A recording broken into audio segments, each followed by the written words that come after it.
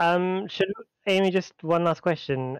Since I'm pretty sure you guys all introduced yourselves in the first like warm-up session, should we do introductions again this session as well? Okay. Oh, right, that's true. Yes, so might as well. Yeah. Thank you for.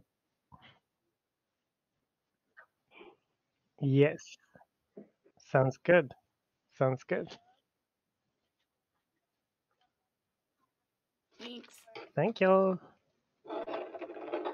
Before we start, do you guys have any questions, concerns, stuff like that? Everybody good? Everybody not good? Okay. Brilliant. And Amy, you've got the recording all set up for Roll20 and stuff? I think she Oh. muted. Yeah, I'll take that as a yes. She'll, It's all good. I think she's going to ping us in the group 2 chat when she's ready. Oh, okay. So we're just waiting for her then. Yeah. Cool. Oh, she's typing? Yeah, okay. Okay, I'll just start us off and then give you all an opportunity to introduce yourself, and then we can jump from there. And we just lost somebody. And we Dex. Welcome back, Dex. Sorry about that. I was trying to mute myself. That's all good. Cool. Thank you so much for your donation. We are Group 2, and this is warm-up session 2. Before we jump right into everything, we're just going to go around and give everybody a brief round of introductions, themselves as well as their characters. I'm just going to go in Discord order. So first we've got Homebrew, or Pavo. Hi, I am Homebrew. I play Pavu and Azuma Paladin, and hope you enjoy the session. Julz? Hi, I'm Julz. I'm be playing Puss in Bows. She is a Tabaxi sorcerer who doesn't like getting her paws wet. And that would mean that next up is Litter. Hi, I'm Litter.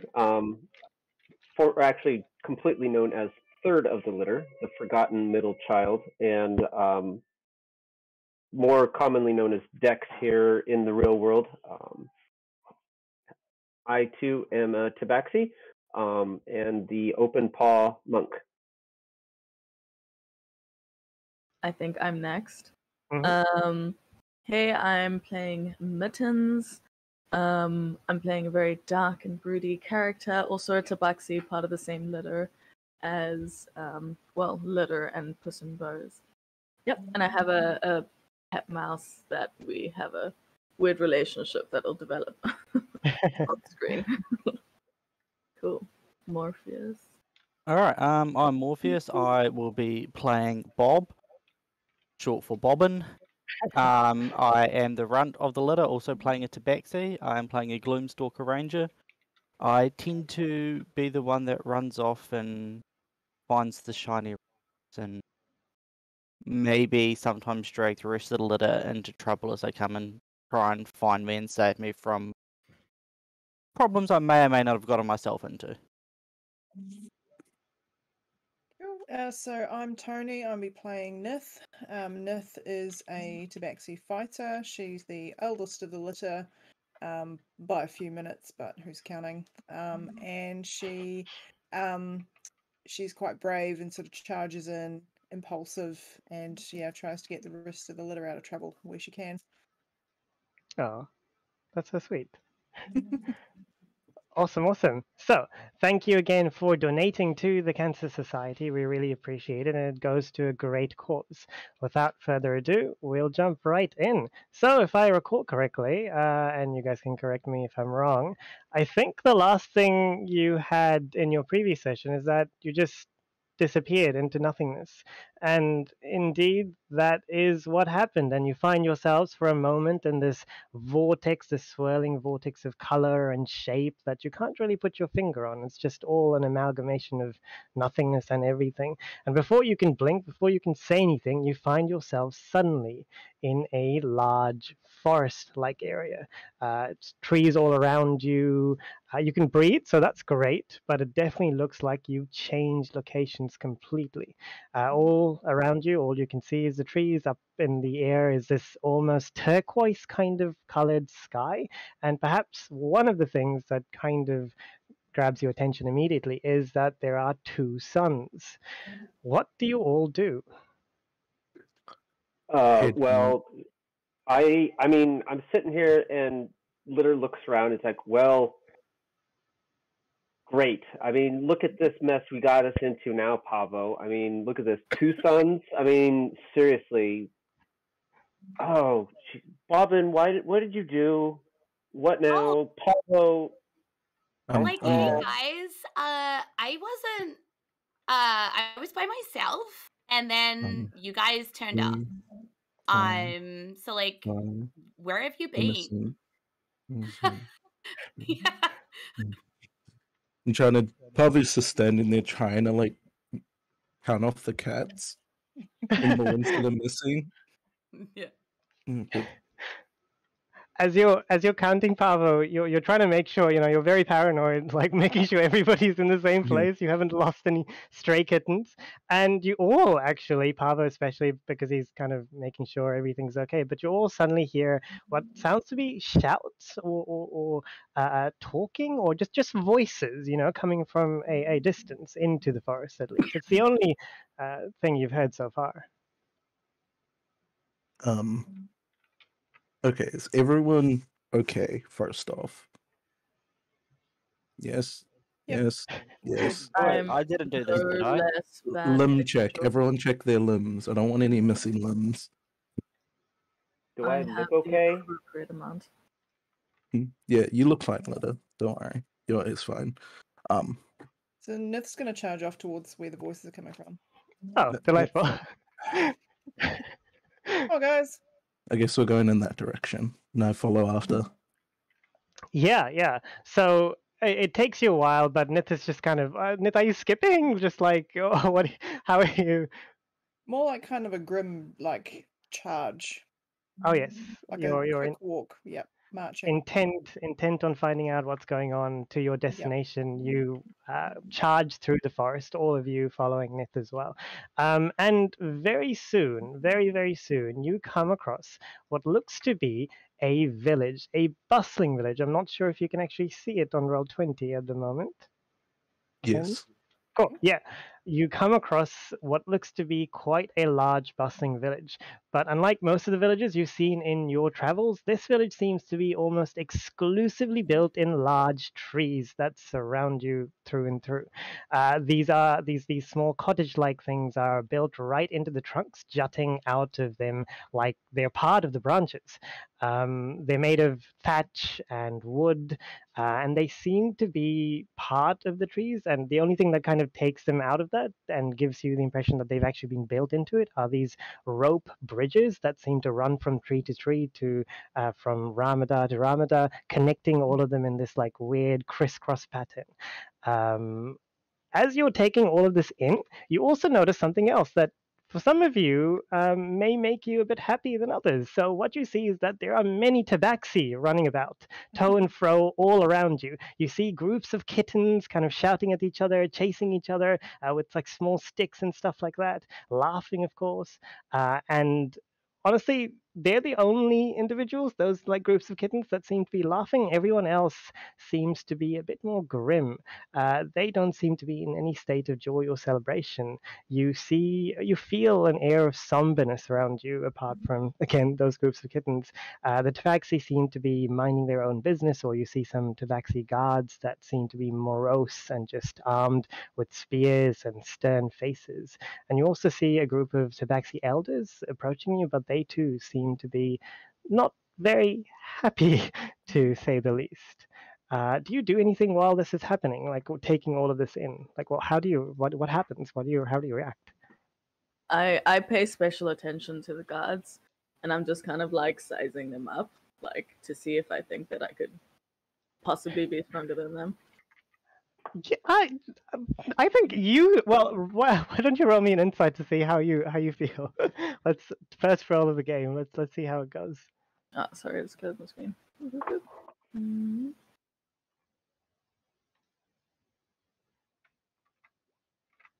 Nice. Yeah, you know, even though you really, really want to be able to be convinced that you could take all of them at the same time, you're confident that you could probably, be on equal footing with maybe 1, 2 at the same time. But there are quite a few guards, so it very easily becomes like many against one situation for you. Neth's just going to go up and introduce herself to one of them. Yeah. how's it So, I follow up behind. Nith, are you going to one of the elders that are approaching you, or one of the kittens, or like who are you approaching? Oh yeah, the elders. Yeah. Elders, yeah. So they kind of they're led by this one individual with like a large cane, like a walking stick, and kind of hunched as well, big beard and everything. He looks at you for a moment, just taking you all in. Says, "Greetings, yes, greetings, meow. What brings you here, meow?" Greetings. Well, we just kind of found ourselves in some strange swirling color laser thing. And then we just showed up in the forest. So yeah. I may have something to do with that. I cast a spell to transport these tabaxi to their mother, and we ended up here. That sounds awfully suspicious, meow. We've just had some trouble on our side, and we kind of don't want intruders at the moment. Oh well, I Would wouldn't we- call us intruders. I mean, we're very friendly. Maybe we can help you out. At this I am a point, paladin. I can offer aid if needed. this kind of makes them actually, what, like the elder that's talking to you, his eyes widen and like and some glint of hope seems to be in them, but almost immediately one of the others, one of the other tabaxi who are approaching as well, he's wearing this large top hat, seems to be much more youthful and full of vigor, and he says, "Darlings, let's not listen to them. They're clearly one of the werewolf spies. I mean, look at them." Look at me. Excuse you. Look at you. Who hasn't worn a top hat in like 10 years? That's Can I roll an insight check to see what his station is? Status? Yes, by all means. At the moment he's looking quite shocked at this insult. He's like hand on chest and just appalled. Never mind. That's a natural 1. Judging from his confidence, he seems to have a quite high position. That's the kind of impression you get. "How dare you? I'll have you know, this is a heirloom. This hat is. You don't deserve to know. They're spies. They insulted my top hat." No, I just think you clearly need fashion assistance, let alone the other assistance you clearly seem to need here, which me and my kitten siblings are quite capable of giving, actually, if you just give us a second. He was opens. actively trying not to laugh aloud. I'm He's- gonna he- take this opportunity while everyone's talking to each other and just like let my mouse go and let him run through. Nice. Side note. Is your mouse going to do anything in particular, or just kind of taking everything? I don't have like control over him. We just sort of Oh. have a bond, so I'm just letting him go, and he's like moving around through this tree area because I just want to see if it's gonna start some chaos. Yep. We'll see what happens. So to the top hatted tabaxi kind of opens and closes his mouth like a fish without water, and then just turns to the elders and say, "Don't tell you. I warned you. They are spies, and you will come crying to me later. And you have a terrible bow." And he turns and just storms away, leaving all of you just in silence for a moment. would Litter, as he turns, Litter would kind of creatively reach out with his quarterstaff Mhm. and try to just clip the heel and trip him. Oh my gosh. Okay, okay. And Uh, I guess try to do it very subtly so that he didn't realize, like he just make it look like he tripped on himself and not that Litter was like obviously just whack. More of a Okay. very subtle. Could you roll me a sleight of hand, please? And let's see how you do. Or stealth. Holy shit. Oh, Nice. okay. Yes. Without like, how do you go about this? You just kind of like, is it a special like? Are Like you?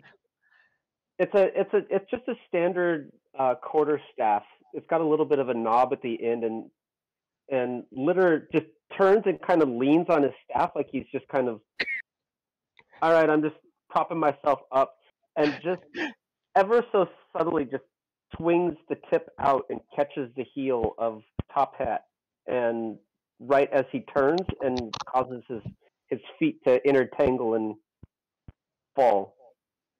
Oh yeah, and you're so incredibly successful. I don't know if you time this perfectly or not, but what happens is that you successfully kind of catch his feet, and he falls right into this pile or like this old puddle of like mud, and there's like a splat that immediately silences the surrounding vicinity. And as you are watching, he kind of, after a moment of just stillness, he slowly gathers himself up, takes himself to his feet, looks at you for a moment with like just visceral anger in his eyes, just shouts "Ah!" and just runs at this point away. Yeah, you should watch your step, because look at this. You're a mess. You're a mess. Get out of Do you here. need, do you need a hand up? And can I grab him by the scruff of his neck and then pick him all the way up? Oh my gosh. Yep. He doesn't try to avoid it, and he kind of paws up like, like one of the kitten being held by his mother, and he just kind of like, even though his face is like full of like anger, his like body's kind of almost like kitten like. Darling, let me down, please. Yes. And I drop him. You, I, and yeah, he just runs away in a flurry of anger. The elder that was talking to you before, he kind of, I'm so sorry about that. Mr. Madam Bubbles has a tendency of, yes, his ego is shows quite often. Yes. Mr. Madam Bubbles? Yes, Mr. Madam Bubbles. That's his name. Interesting. Indeed, indeed. Well, I suppose there is no harm in hosting you, at least temporarily. What are you in? What? I remember you said something about a port laser something. We came through a portal, it appears. And, well, ending up here, we assumed that, well, I assume that their mother is nearby. Oh, kittens without a mother. What a tragedy. I'm so sorry, kittens. We have a mother. We just gotta find her. She's somewhere, but we'll find her. Oh, a mother somewhere. I'm so sorry, kittens. I roll my eyes, but there's a little tear on my eyes. Can I don't Can look. I roll insight to see if he's actually sad? Yes, by all means. Good, I'm glad you are, because I have +0. I had a 16. +6, but I can't roll. So, you're quite confused at what you kind of ascertain from kind of examining his face. He definitely seems sad, but at the same time, he doesn't seem like when you mentioned the lacking of a mother or the searching a mother, that didn't seem to elicit any like particular response in him. So he seems sad, but perhaps not about what's going on with you at the very least. To which he says, "Well, I wish I could do something to help, but I can't at the moment, unfortunately. We have some matters to take care of, you see. Yes, yes, indeed, meow." Well, What are the like, problems maybe you're we having? can help. Yeah. No, sorry, my darling sister. I had to interrupt you so much with that. But if you're hosting us, then the least we can do and is help, right? We can arrange a deal, an accord. A I- deal. Oh, yes. What are your issues exactly? You haven't yet told us what happened. What's been going on here? I don't know. Something if to Oh. do with werewolves, I suppose. Oh. Yes, well, that's just Mr. Madam Bubbles Butterfly. I can't remember. Bubbles, I think it was. Yes. Old age. Oh, the horror. Yes. Well, it's. Let me take you inside first. Otherwise, I would be accused of being rude. Come inside to the village. And I do think that is Madam Mudpuddles is who you're referring to. that somehow sounds very appropriate and probably the correct name. Yes, Madam Mudbubbles. Yes, indeed.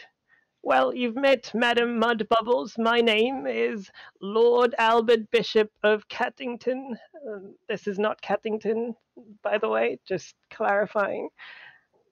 But we had some trouble recently, and he's saying this while he's walking towards the village, taking you towards one of the larger trunks with a rope ladder as well, and just climbing while he talks.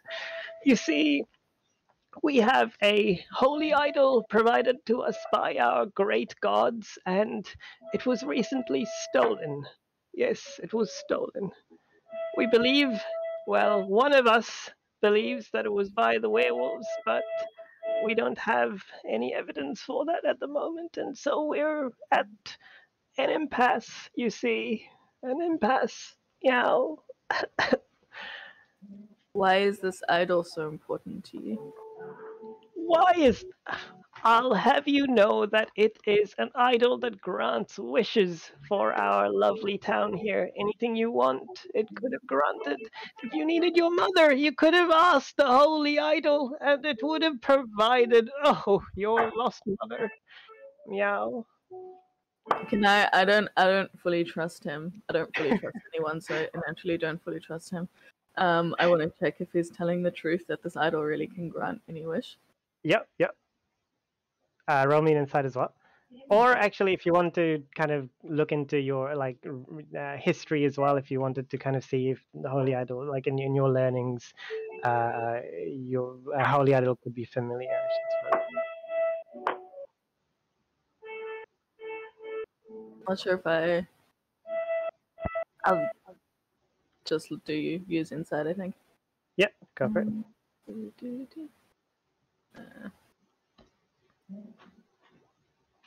Okay. So he seems to be a bit like his head seems to be in the clouds a bit, certainly from the way he's talking to you at the very least, but nothing he says seems to be malicious or particularly meaning to mislead you. You can't tell for sure if he is definitely lying or telling the truth 100%, but he certainly believes that what he's saying is okay, it is fair. And as he's explaining this, he leads you up through some of the rope bridges. And as you're doing so, you do notice, like passing by, there are some posters and some of the trees and stuff like that as well. One in particular catches your mind because there's a lot of them. There's like an old poster of like a casting call for some sort of play, like stuck onto the walls, so like folding down and everything. But otherwise, he takes you through the network of rope bridges, and you come across a larger cottage-like house kind of thing. And in front of their entrance, two double doors, you see 4 guards standing by. They also seem to be stern-faced, but they do let you all in. And once you enter, you see that the insides are quite lacking furnishing.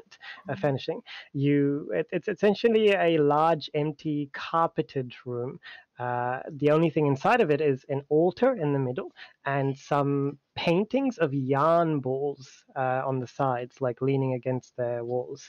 The surface of the altar, you notice, is concave, so it kind of curves inwards. And you can tell that at least one thing you notice there is that there are small bits of yarn scattered around that altar.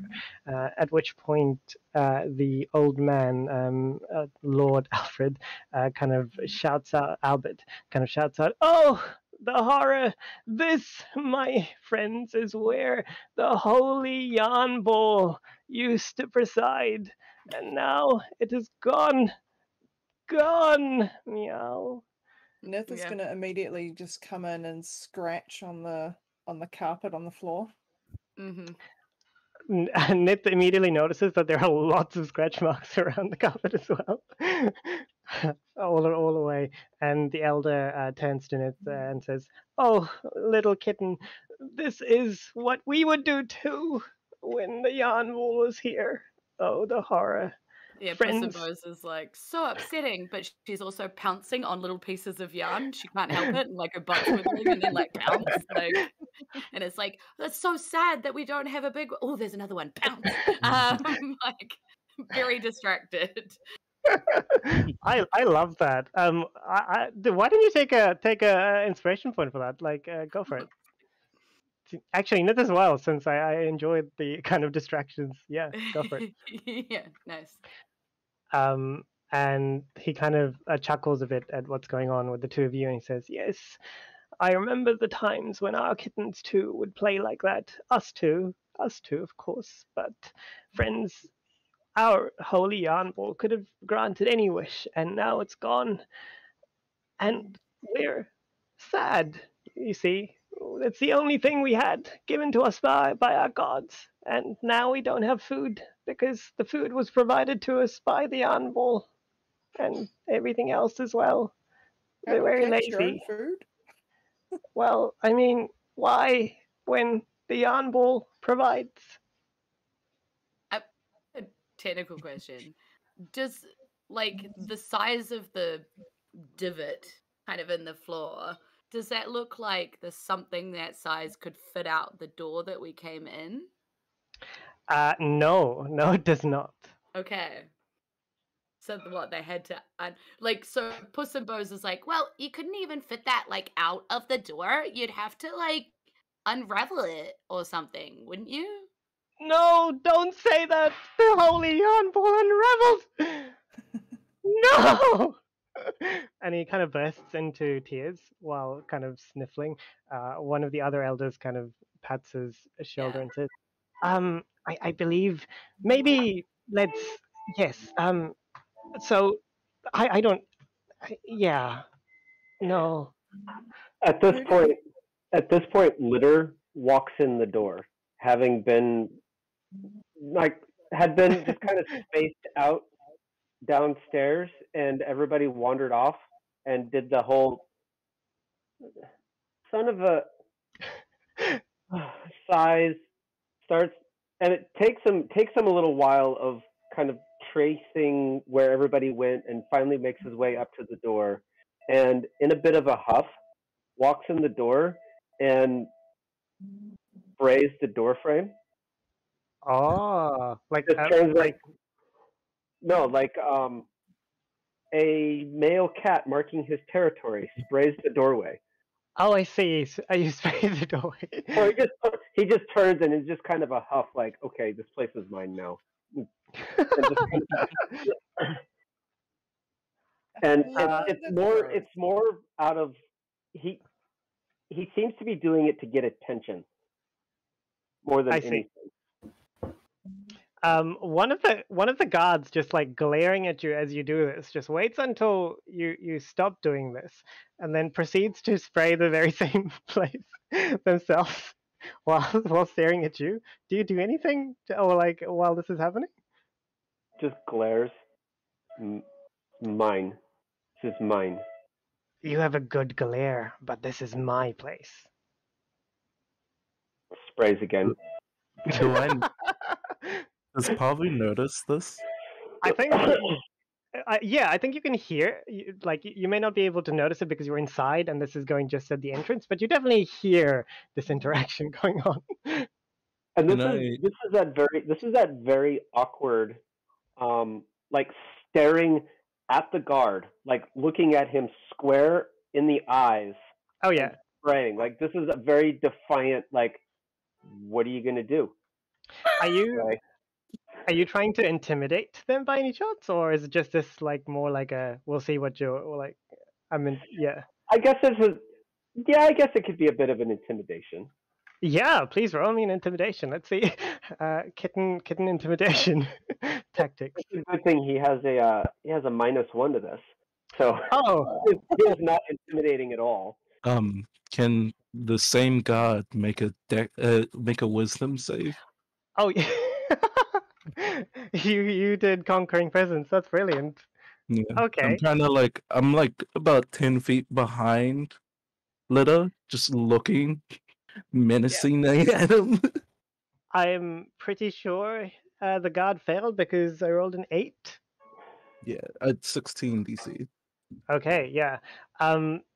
Litter, you attempt to intimidate the guard. Your fur stands up on like and you're glaring at them, claws outstretched like out, I imagine, and then you don't know what happens, but of course with Pavo casting conquering presence, suddenly the guard just kind of stands up very straight and with fear in his eyes just backs away, and then on four of it, like on all fours, he just runs immediately away, just shouting terror really loudly.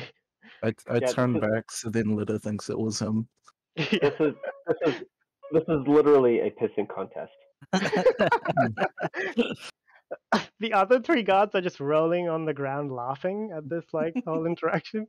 They're like, what the hell? Has my little mouse caused any commotions outside in the meantime? Could you roll me a perception, please? Just to see how well. I think even while you were walking up here and being led here, you definitely remember some of the kittens running away from the mouse chasing them. So it was kind of like the kittens running away from the mouse who was chasing them, who was in turn being chased by one of the guards just walking around. So it's just like a whole line of people chasing one another. But since you've been up here, you can't really hear or see much of what's going down below at the very least. All right, nice.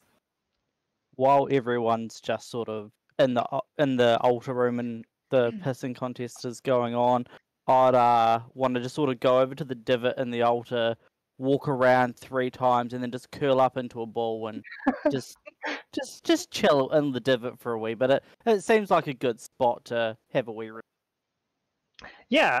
What's your passive perception, by the way? 21. Oh yeah. So as you're doing this, you don't really know why or how, but you feel a warmth from around you coming from the general vicinity of the altar. It's almost like it's calling for you to kind of just make yourself at home. It's a safe warmth that kind of envelops you from around, but you feel very happy just near the altar.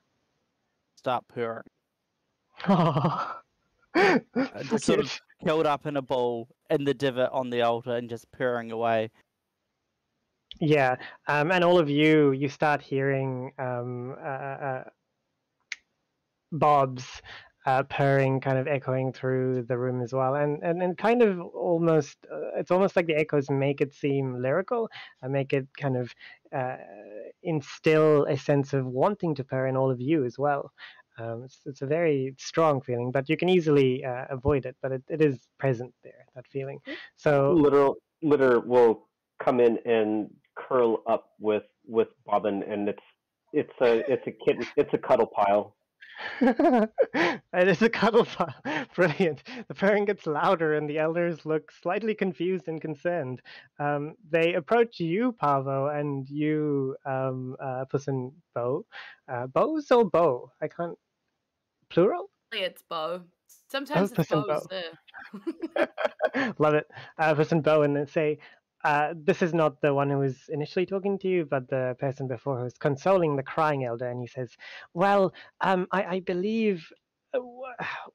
Listen, it's not your place. If you want to help us, that's great. We can reward you, and you can even have one use of the great Yarn Ball's wishes. However, else." We'll just have you for the night, and then you can leave. We're kind of busy, and we don't want additional forgive me saying this, but maybe problematic points of the two kittens situations. Yeah, So I can who understand do that. you think stole the yarn ball? You said you think it was stolen. Yes. Well, yes, we don't understand who it needs to be somebody outside of our village. I mean, who would steal the Great Yarn Ball? I mean, let's be honest. Who would do that? Mr. and Mrs. Mudwater.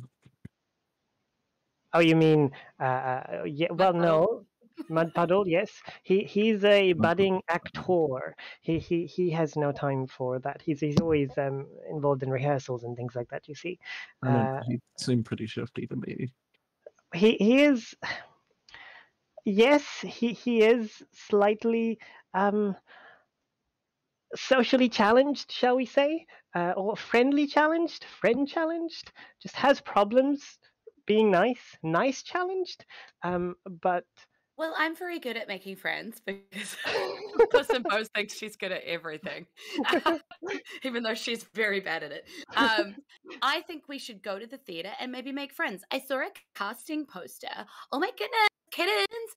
Couldn't we all go and be in a play?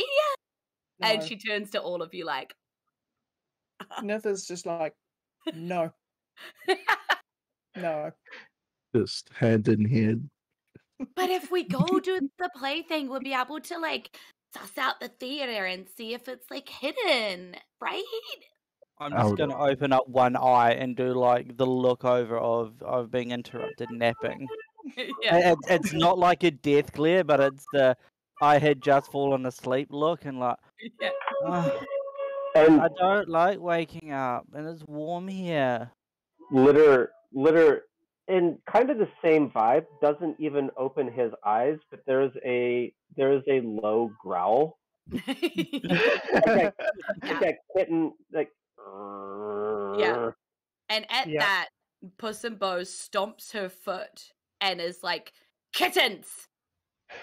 We need to help these people. And like she gets very scary when she gets like mad. She gets like little lightning kind of flick from the end of her whiskers, and like her eyes get all big and scary and wide and stuff, and there's a little crackle of like electricity around her. That's amazing. Yeah. Growl, she has growl like a noises. +9 intimidation, so I think you guys are used to. You're like used to seeing her throw a tanty, you know, like this, and being Yeah. like, you know, yeah. Absolutely. I mean, growl noises intensify, but Litter gets up anyways. Yeah, the elder says, "Well, you're welcome to search wherever you wish. If you will help us, which we would appreciate, of course. We initially actually requested help from an investigator because we kind of cordoned off this area. We haven't really looked around, or done anything yet because we don't know how to investigate. We're more of the eating and sleeping kind of vocational type of people. But oh my gosh, it's a kitten! Sorry. Yeah. I just saw the cat. It's what I wish Push and Bows look like. Oh, so No, cute. that's what. All I need to do is get a pink bow for her, and she would be Puss in Yeah, Boots. she just sit Oh. there. Yeah. That's lovely. Yeah, but he says, but maybe meeting with, who is probably not a great idea given that he probably hates all of you now, because mud. He doesn't like mud. That's fair. It's like his. It's It's not a concern to me. If we're going to investigate this, we will find the yarn ball. If he doesn't like mud, then why is he called Mud Puddle? Yeah. That's a very good question. Very good indeed. I'll add that to the mysteries of Catville. Yeah. It's the second I thing think- that we need to investigate. I think Puss in Bose has found all these little pieces of yarn because she's been pouncing on them all and like Yep. pulling them into a little pile. And she's like, "Do you think there might be more of these? Who's good at looking? I found all of these ones because these ones were easy. But like, who's good at like looking? Maybe there's more yarn. Maybe we could pounce on more yarn." Hey, Bobbin, do you reckon you can find me some yarn, buddy? Okay, I will see what I can find. I'm just gonna. Can I just use my passive perception just to look around and find every scrap of yarn Oh, that yeah, hasn't already been found? Definitely. I'm going to get you to roll your investigation as well while you're at it if you're actually looking around. Yep. If you do good, I'll add that onto your passive. Is anyone else looking around, just kind of rolling Yes. about? Or Alright, that'll be Uh, a 16. Whew. Yep. If anyone else is... Oh, is Ooh, that a nice. nat? No, dirty 20. Okay, 30. Anyone else? no. Cool. Yeah, Nith would like to. Is there any like is there any way to get up onto like the ceiling, sort of climb up and see if there's anything up around? Yes, you would have to do it from the outside. So most of the like the cottage-like locations have like rope ladders to the top and all over the place. So you could definitely do that from the outside. Pavo and Bob. So Bob, you're looking for all the yarn shreds. Pavo, what are you looking for in particular? How the hell they got that massive ball outside? So I'm looking for any signs of damage along the doors. So see, Yeah. and then I'm looking for any kind of trail because there were little strips of yarn, right? And they might have Yeah. left a trail leading somewhere. Oh yeah, definitely. So as the two of you are looking, Bob and Pavo, you kind of you initially go off in two different directions given your intentions, but eventually you kind of converge. So Bob, you're like taking all the bits of yarn, kind of following its lead, because there is indeed a small trail, not completely clear, but as you're looking and searching for it, you do kind of find yourself approaching one of the paintings. And Pavo, you too, checking the doors, the walls, just kind of looking all around. You find yourself approaching the painting as well as you're going around the perimeter. This painting, even though it's quite a large painting, first of all, like several feet tall, like 10, 20 kind of feet tall and wide. And as you approach it, you feel a draft hitting you. And something about it seems off, almost like it's ajar. What do you two do? This painting looks like a jar. I was just about to say that. I'm like, this is a painting, not a jar. As soon as I like feel the breeze, and knowing that it shouldn't be like that, I'm going to sort of jump back, pull out my bow, and knock an arrow onto it at the same time as I sort of jump back 10 feet and just sort of level my bow at the painting. Stop. We'll just move the painting instead of damaging the artistry. Please stop. Well, if there's someone behind there, Oh yeah, how about you move shoot the them painting straight away. Yeah, you move the paint. We'll do this So- on 3. As this is happening, Nith, you go out and climb up to the top, looking around. It gives you quite a wide view as well, and you can even see far into the distance several splotches of smoke coming up from like the different villages all around this large forest. But perhaps of particular importance is that you notice what looks to be another kind of homemade rope ladder nailed to the ceiling, leading downwards over the sea, on the opposite side. What do you do? So it leads to another tree. It leads downwards, straight to the downwards, bottom. straight down. Yeah. Okay, so I will go and have a look at it, not like charge down without everyone yet. But yeah, just have a look and see if there's any signs of yarn traces or anything, or what sort of path might have led to that bridge. Okay, so we're gonna jump back again to Pavo and Bob. So are you gonna move? So what do you moving the painting? I do a countdown so Bob knows when I move the painting. Yep. Yeah, and then if Bob I assume if Bob sees anyone, he's going to shoot them with the bow. Yeah. Yeah. Well, Can we're I- ready. Sorry, someone I don't recognize. Just to clarify that. It's Appreciate that. Shoot it! It's a mirror. that- Shoot it! This is that yeah. moment we learned that. This is that moment that we learned that poor Bob doesn't know how to count. Oh, yeah. It's like power we counts all- down. Can we all like have? Because we see this all happening, right? Yeah. So like, I think Puss in Boots would slap herself with the mage armor because it lasts for 8 hours anyway, so Yeah. she's used to And while this has been happening, I want to go outside and confront the guards as to why they failed to protect the ball of yarn, like Okay. to stop it from being stolen. I'm like, Yeah, how did you fail in your duty? Basically. of course. So Bob, are you counting from 5 or 10? Because sorry, not Bob. Pavel, right? Yes, Yes. I'm counting Okay, from 5. 5. And Bob, do you know numbers? Can you Yes, count? because I know how many Shiny how rock. many gold pieces and how many shiny rocks I have, and how many arrows I have.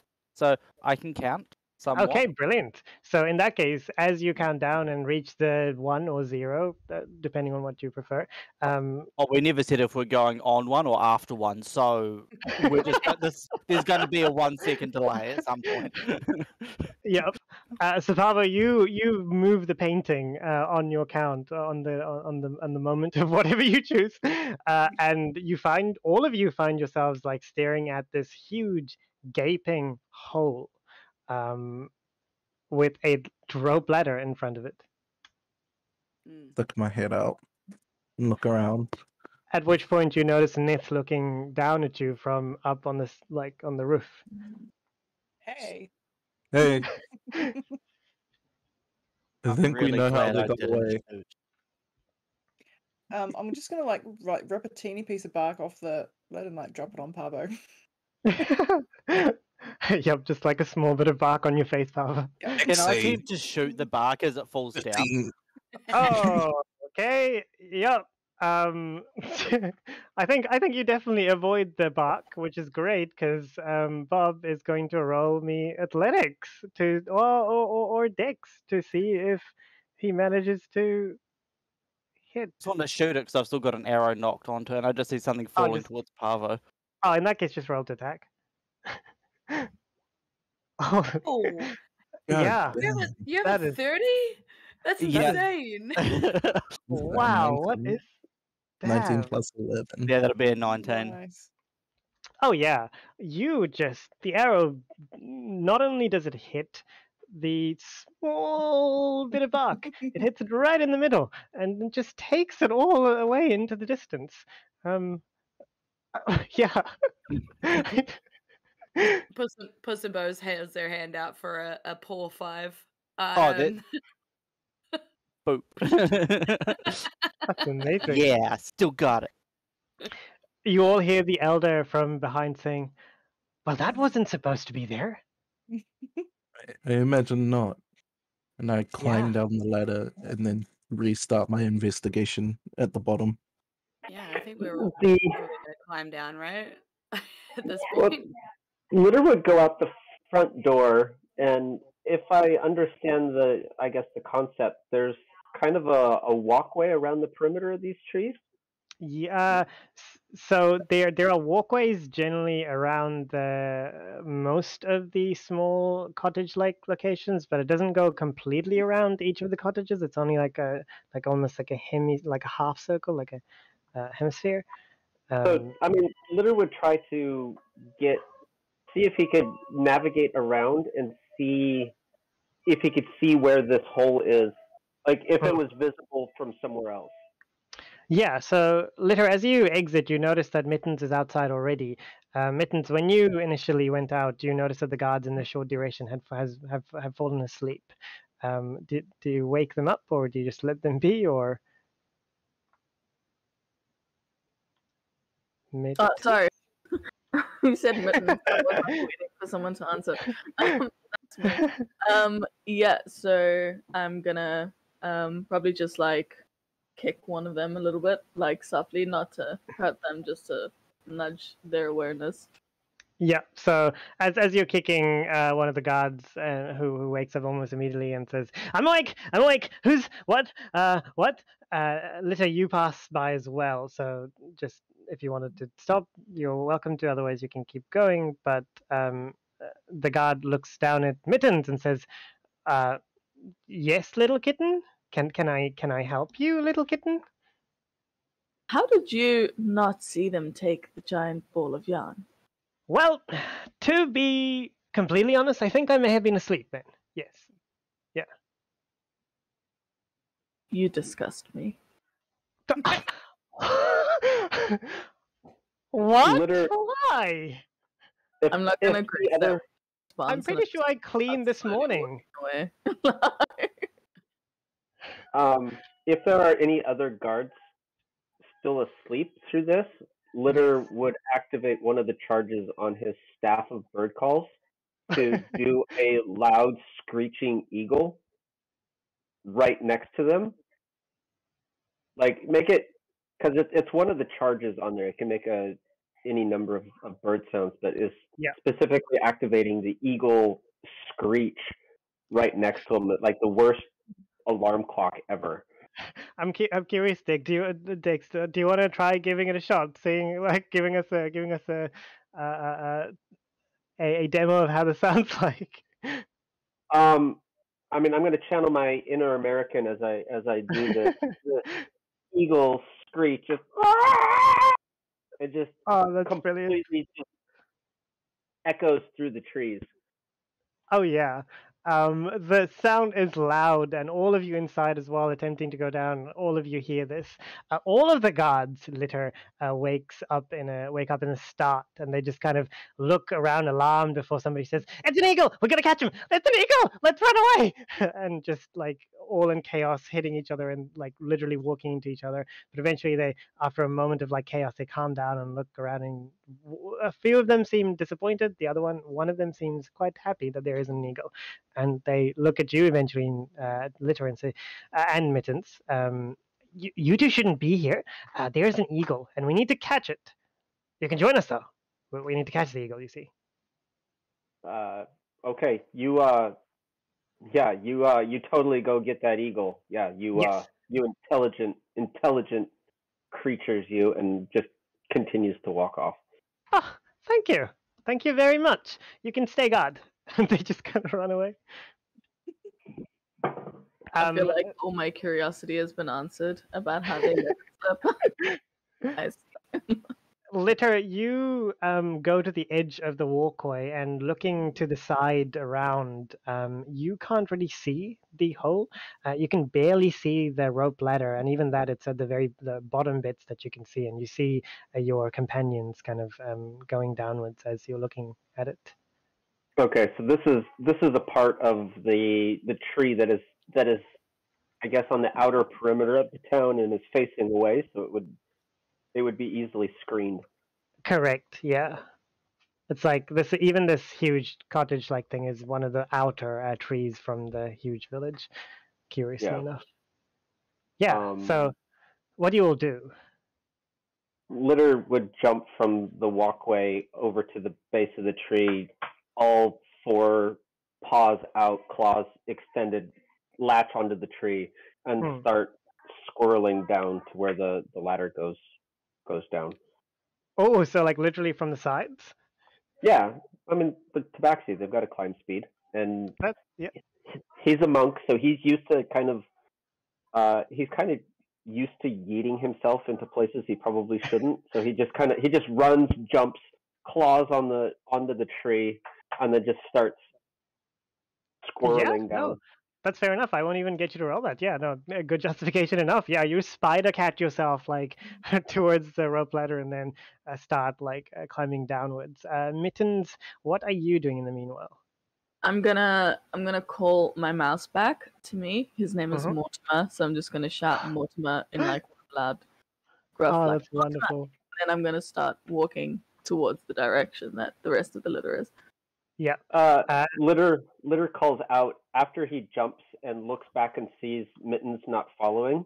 We'll make a kind of a cheeky comment along the lines of, "Oh, don't be more than a couple minutes late, Mittens." And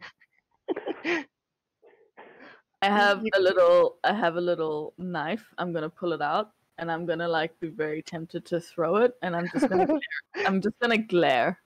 And I think I might want to. Can I roll intimidation? Yep.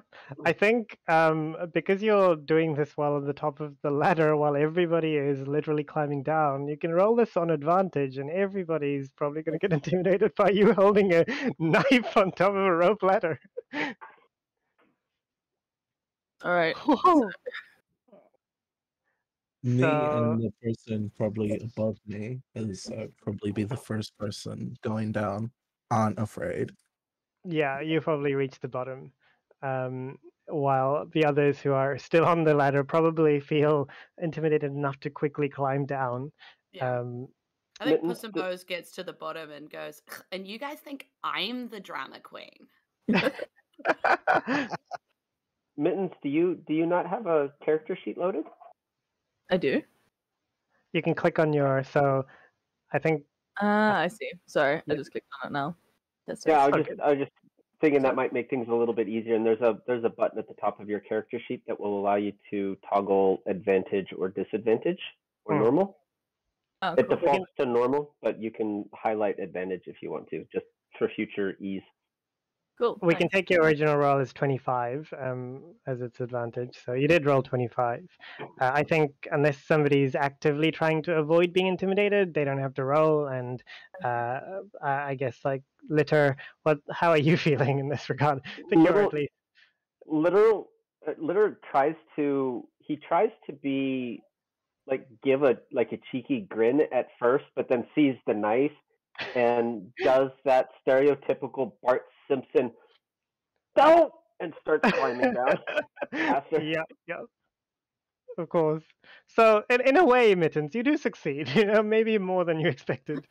Nith, are you still at the top as well, or are you climbing down too? I'll climb down as well. And with all these two sort of arguing, I'll just roll my eyes and go, "Come on, you lot. Stop arguing. We've talked about this." I'm gonna like slowly put my dagger away, and I'll join the rest of you. Yeah. Once you're all down, you do looking around. It's definitely at the outskirts of the village. Which are you? Are any of you still continuing your investigation? Like looking around, searching for clues? Yes. If so, roll me investigation. Otherwise, what you see is wow. Wow. That's Yeah. And this is not real Yeah. good at it, but she's gonna pretend and like follow what everyone else is doing. Um, Come Litter, on, yeah, it's over that way. No, it's definitely this way. Yeah. Okay. Yeah, that way. That's what I said. And as- I'm like, I Back think up the as- ladder guys, we go. it's clearly this way. Yeah. Litter- Puss in Bows and Bob, you two clearly see like clues pointing in a different direction, but for some reason, Nith and Pavel are like just arguing about like two completely different directions. No, we gotta go Um, back up the ladder, Nith. Okay. as the rest of the group is kind of looking around, Litter is looking more for the general lay of the land. Using, I guess, I'm going to ping his wanderer background ability. So he's just trying to get a general lay of the land of, okay, this is where we are, and kind of a sense of the roads or paths coming into or out of the town. Just get a general nature vibe, I suppose.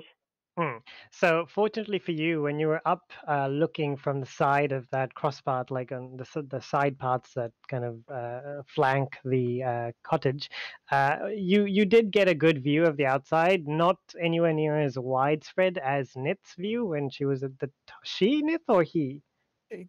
She was at the top, but you did get a fairly good view of the terrain, and it looks to be the land around you looks to be quite flat There's not many hills, not many mountains. It's just forest as far as the eye can see. However, if you were to follow the directions that the three of your companions are pointing at, well, one of them was pointing literally upwards again, so maybe two of your companions.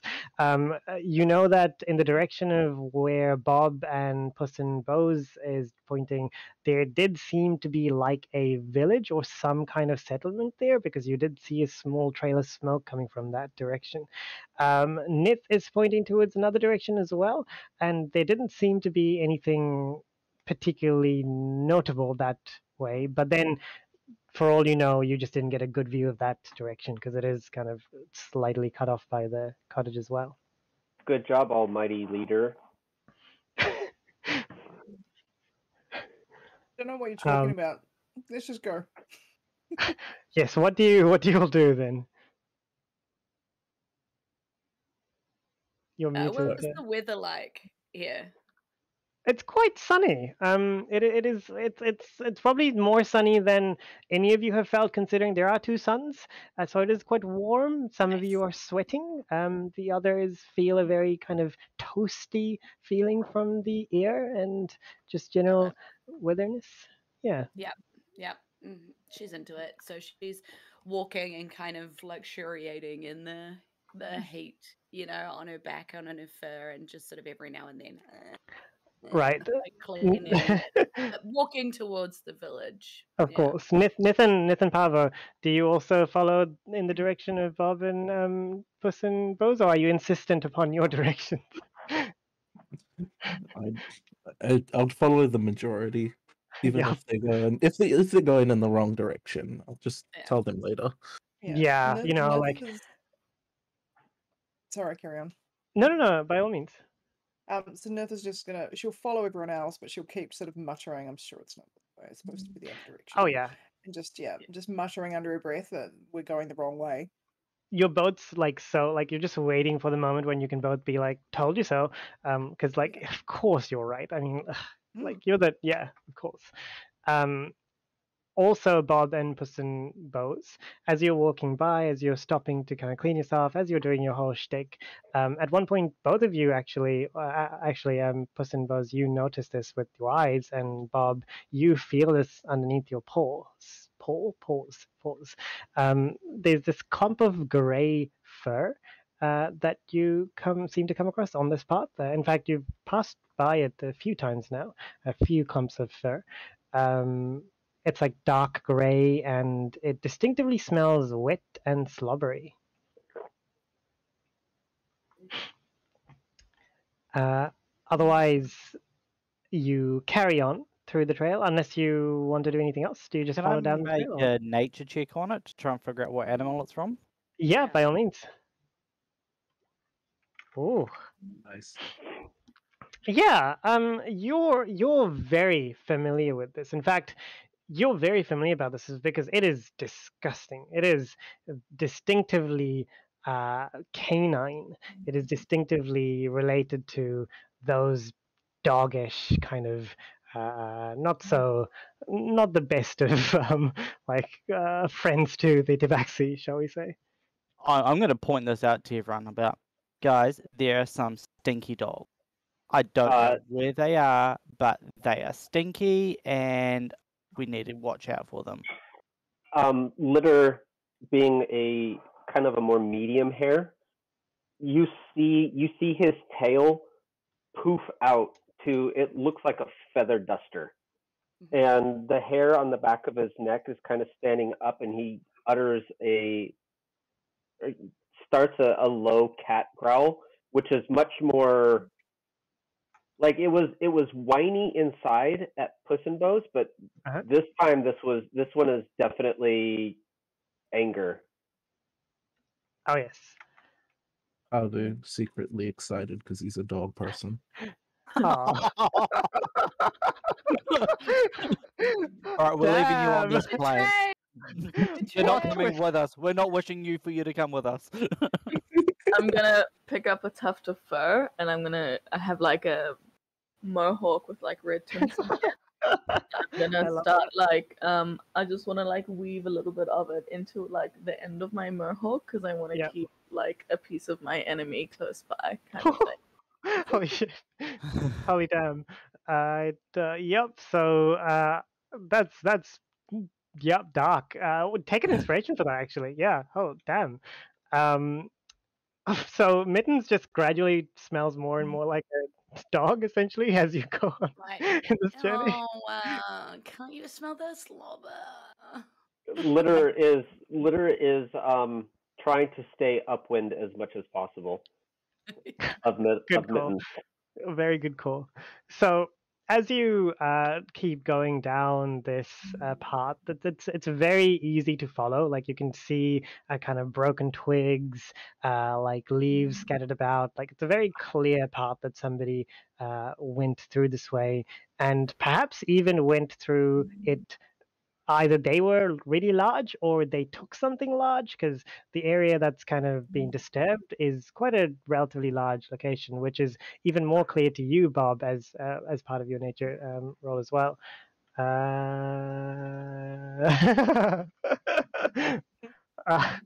Nix, do you want to roll me a dex save for that?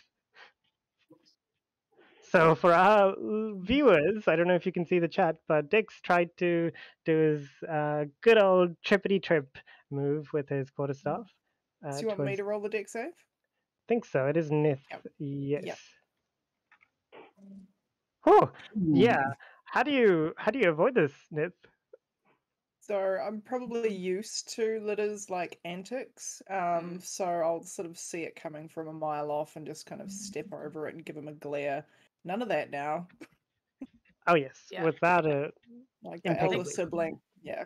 Feigns innocence, like what? Yeah. What? And all of a sudden, he just smells the dog slobber fur because Oh, Puss and Bose is just like cast like, she can do her like wind stuff, and she's just made the wind go in that direction. She's like, like that's what you get. yeah, Starts to mope. Just yeah. It's like dank old moistness. Yeah. So you make good way. Apart from the occasional stops when things like this happens, you make good way, and eventually you come to another village. This one is quite unlike the Tabaxi village that you saw before. This village looks much more akin to the villages you've seen in your travels, by choice or otherwise. You see various sized huts and hovels and other buildings littering the large area that's been cleared out of the forest, unlike the previous village that you saw. It's been cleared out for living, to make way for living and for thriving. And indeed, you do see a thriving village in front of you, way more jovial than the village you were just in before, the Tabaxi village, which is way more morose. And you do see, with certainty, werewolves all around you.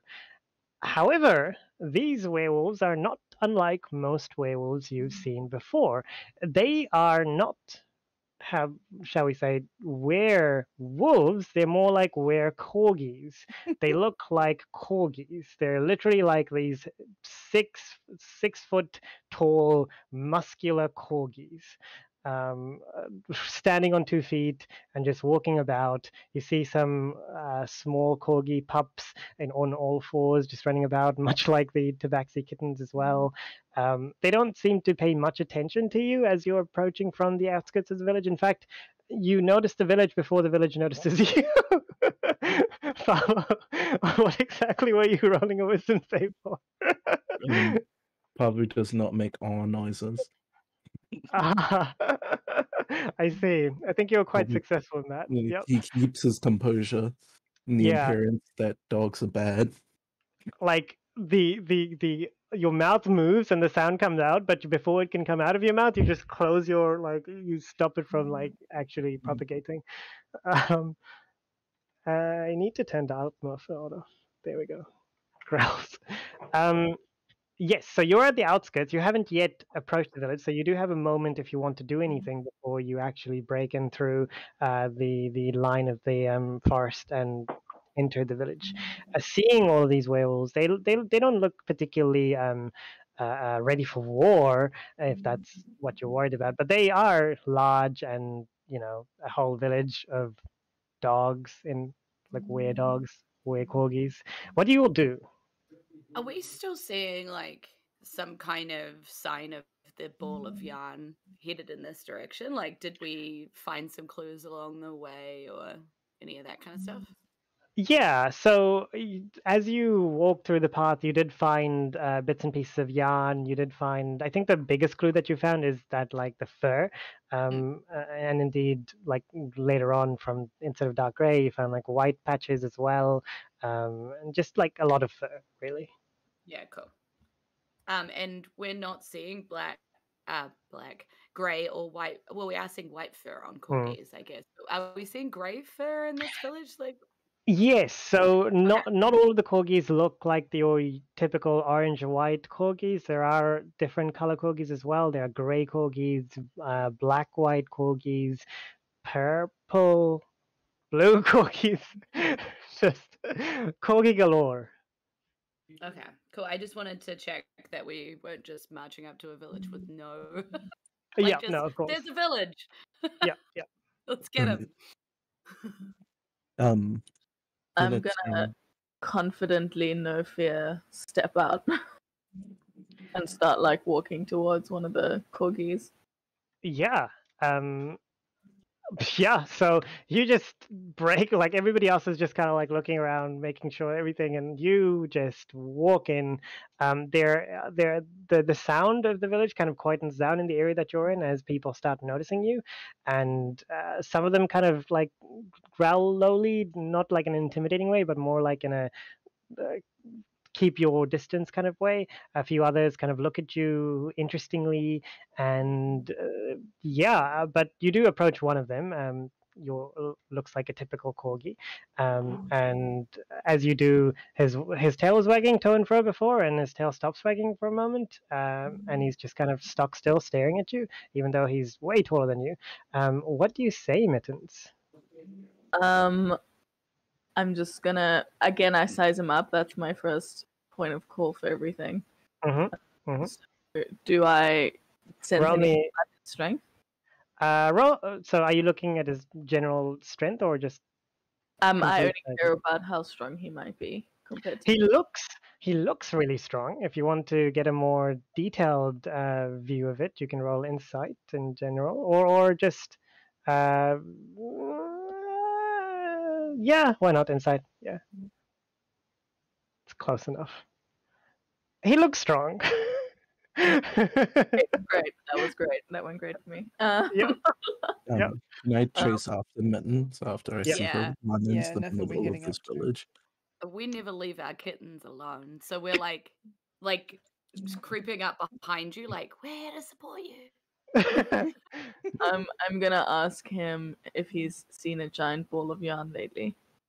Yeah, like as you open your mouth and you start saying this, he like shouts, "Oh my gosh! Oh my gosh! Oh my gosh! By the holy bone, we've got guests! Hello, guest! You're adorable. Is that the correct term? Is that rude? Can I pat your head?"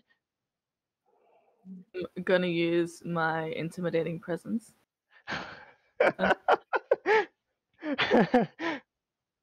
So By all means. Can I pat yours? Yes. Oh my gosh. Yes, please. Yeah, and I And walk he up. kind of, yeah, and like immediately, like his tail starts wagging very, very, very, very fast.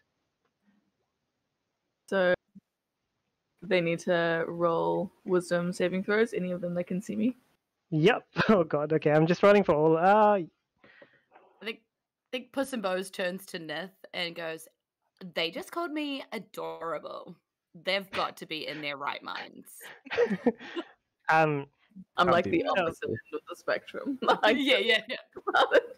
I love that though. I think it's cool. I rolled a nat 20. Probably Oh the my worst situation to roll a nat 20. So when this happens, like after the being patted for a while, Mittens, as you're doing that, the corgi, were corgi is like, "You're so adorable. Oh my gosh, you look, yes, do the intimidation look, glare at me. You're so cute." Okay, claws are just coming like- out. I have to fight. I can't. No, Mittens, no. Dex, Nith, and Bob, like, are the three of you, have you approached as well? Like, what are the three of you doing while this kind of absurdity is... Having have- seen that interaction, I'll kind of like just sort of grab the back of Mittens' cloak and say, "They intended it as a compliment. I know that you don't like it." This does not calm me down at all. There's only you guys are pushing all my wrong buttons, and I'm just starting to like go a bit nuts. Yeah. Yeah. With the and- commotion going on, I would take this opportunity to try and disappear into some bushes and keep an eye from a distance. So sort of just stealth. So think of like a kitten jumping between bushes, trying to keep an eye on everything without being seen. Yeah, everybody's pretty focused in on the kitten who's trying to suddenly kind of claw all over the place. So you managed to do so without needing to roll or without needing to. You could literally just have strolled out off there, and you would have been okay to hide. The others, I think, notice you maybe because they're more aware of your presence, but the were-corgis definitely do not.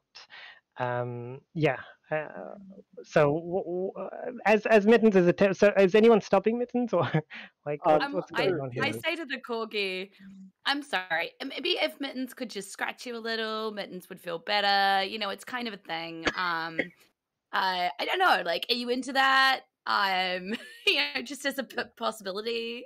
Like, Litter is in kind of behind, and just like Mittens, they totally said you were adorable. I mean, look at those paws. You really are adorable. You are so cute. Okay. And I'm there going like, Can I grapple Mittens? yeah. Oh, well, yeah. You Not like aggressively, but knowing that she'll probably leap at this. Yeah. Is it he or she? I'm just gonna side note reminder, there is one way to calm me down that only my litter knows. So Yeah, but I don't have time to pull out my I'm just gonna say that on the side, but keep going. the song, yes. Yeah. So could you roll me? So you want to grapple? Is that like yeah? Yeah, I want to I'm grapple. still but slashing, so if you also- grapple me, there's surely a chance that you get slashed. Yep. Probably. So I as Pavo's trying to grapple Mittens, Nith is going to bring out one of her flails, which has a jingling bell with spikes on it. The hard part of the flail, and she's going to start sort of jingling it in front of Mittens as like a kind of a distraction and trying to make a little tune out of the jingle. Oh, Ting, ting, ting, could you ting, roll me ting. performance to see if you manage to make this jingle into like a tempting or some kind of tune that Mittens can? It's real Yeah, bad. Does yeah. the rage double? I'm ready to kill my own litter. No, I'm kidding. While Well, this is happening, yeah, Pavo, could you roll me an athletics check? And Mittens, could you roll me? Is it acrobatics, I think, or is it a strength? They can do acrobatics or athletics. Acrobatics, yes. To see if you manage to avoid this, please. So Litter knows what calms Mittens down, but is singing it in a very, very sarcastic way. Like, Yeah. cute Mittens, soft Mittens, little ball of fur. Can I, while I'm grappling her, is it a him or her? It's a him, as far as you can tell. Oh, While I'm you mean grappling, Mittens is a him, yeah. Sorry, Yeah, yeah, Mittens is a yeah. While I'm grappling him, can I pull out my lute and attempt to play the tune? You can try, yes. Wait, as you're grappling him. Yep. So like I got How many Mittens hands do you have? attacking, Right. and then And like holding the lute in your mouth while like trying to play it. Yeah. Yeah, roll me performance on disadvantage. Let's see if you can manage to do it. And while this is happening, I want to turn to the corgi and I'm like, sing this song, corgi. Like just really scary in the corgi's face. Good times. So the That's a first roll 13. didn't do disadvantage. Nice. but the Okay, second so roll- Yeah, so that's a 13. Um, yeah, I think Mittens event like it's right next to you as well. Yeah, maybe like the tune starts to calm you down, but as you are getting calmed, I think what really stops you is this the like the horror, the terrifying fear that is instilled within you by Puss in Boots. No, Puss in Boots is yelling at the corgi to join in Oh, singing the song. So she's like, you sing the song too. You oh sing yeah. the Okay, in song. that case, yes, Uh, Mittens. The corgi starts singing in like a. Let's find out how the corgi Love goes. we won't get everybody. The Getting corgi. bored while playing the lute here. Come on, guys. Yeah, Mittens, you are in for a treat. The corgi's has a very, really soothing falsetto voice that just kind of immediately, he's clearly learned in the musical arts because he immediately kind of joins with the tune that's being played, and you find yourself serenaded by this really nice, really like pitchy, quite a lullaby-esque song. I'm gonna my claws are gonna come in. I'm still gonna be like patting air a little bit though, like let's pause because I'm still a bit pissed off. Sorry, I'm still a bit aggro. Excuse me. That's all good. And yeah, and then I'm kind of like eventually gonna simmer down and then be like a little like huffed her like oh her. Yeah. Good times. Yeah. So you're all left in this. Suddenly, everybody's calm for a moment. Bob is still. Bob, what are you doing in the meanwhile? After like seeing everything going on, I would sort of make my way over, knowing that everything could turn to custard very quickly. And as soon as Mins has calmed down, I'm gonna walk up to Mittens, take his paw, and put one of my smooth river pebbles into his paw, and then just like my hand over top. I'm proud of you. You did good. Thank you for not killing them. I'm just Aw. gonna like pull my paw away and like turn away. I don't want to look at any of you. I'm just gonna like latch onto your leg and give you sort of a side hug, and then just like stand back with the rope. Yeah. How scratched up am I on a scale of like bleeding? It's a lot of blood. I think that's a question for good old Mittens. Yeah, so Mittens is actually really loyal to to his cohort. So he didn't want to hurt anyone in particular, but there might have been a little bit like I'd say like maybe just one kind of slash on your arm or something, especially since you were trying to do two things at once. Yeah. I'm not sure how to. I don't think I want to roll like the full claw damage for that. Nah. Roll a so- d4. do some damage. He's asking for it at this point, Pablo. Alright, I'll do like 1d6 damage, I think. So as Mittens, as Mittens is slowly calming down, Litter, how do you feel about this? I feel like you were the one. Okay, there we go. Litter, why don't you say that to Mittens' face there? Yeah, Litter is just kind of in the background, like we're imagining the proverbial large spoon stirring the pot. Like Litter is just this is amusing, and just basically looks at Mittens and kind of says, kind of behind the crowd, like, "Oh, you're so cute when you're angry." Okay, hold on. This is just pure sibling torment. Yeah. Which I think I'm used to from you. But I'm gonna just take something. I'm gonna take my mouse actually. Yeah, Mortimer, and I'm just gonna take him and I'm gonna like throw him onto you, and then like Mortimer's just gonna like run all around you and like really just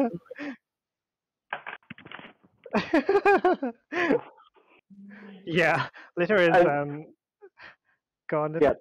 Yeah. Litter just kind of turns and kind of like runs sporadically, trying to get this.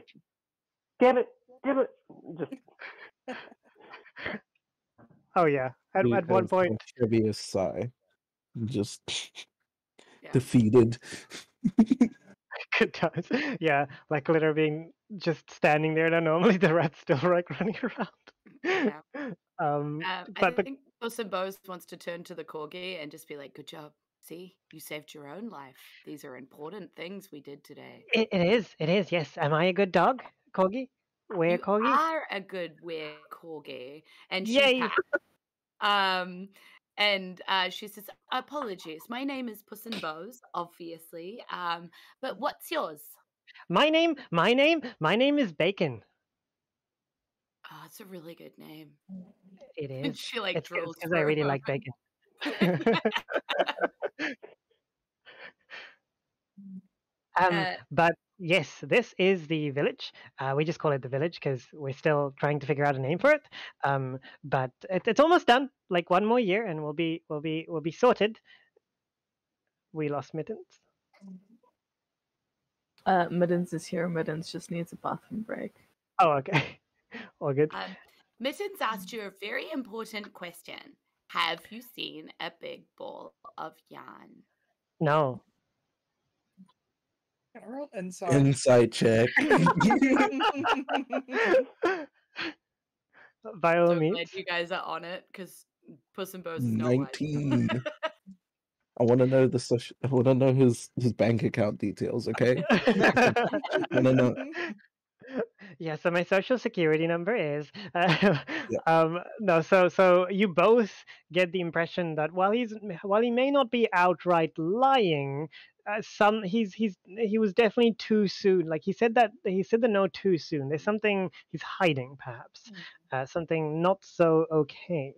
But after saying no, he says, "Nope, not at all. A ball of yarn, multicolored, really large. No, not at all." So, Say don't but mind what if we have a colour look it around was. then. sorry, what was it?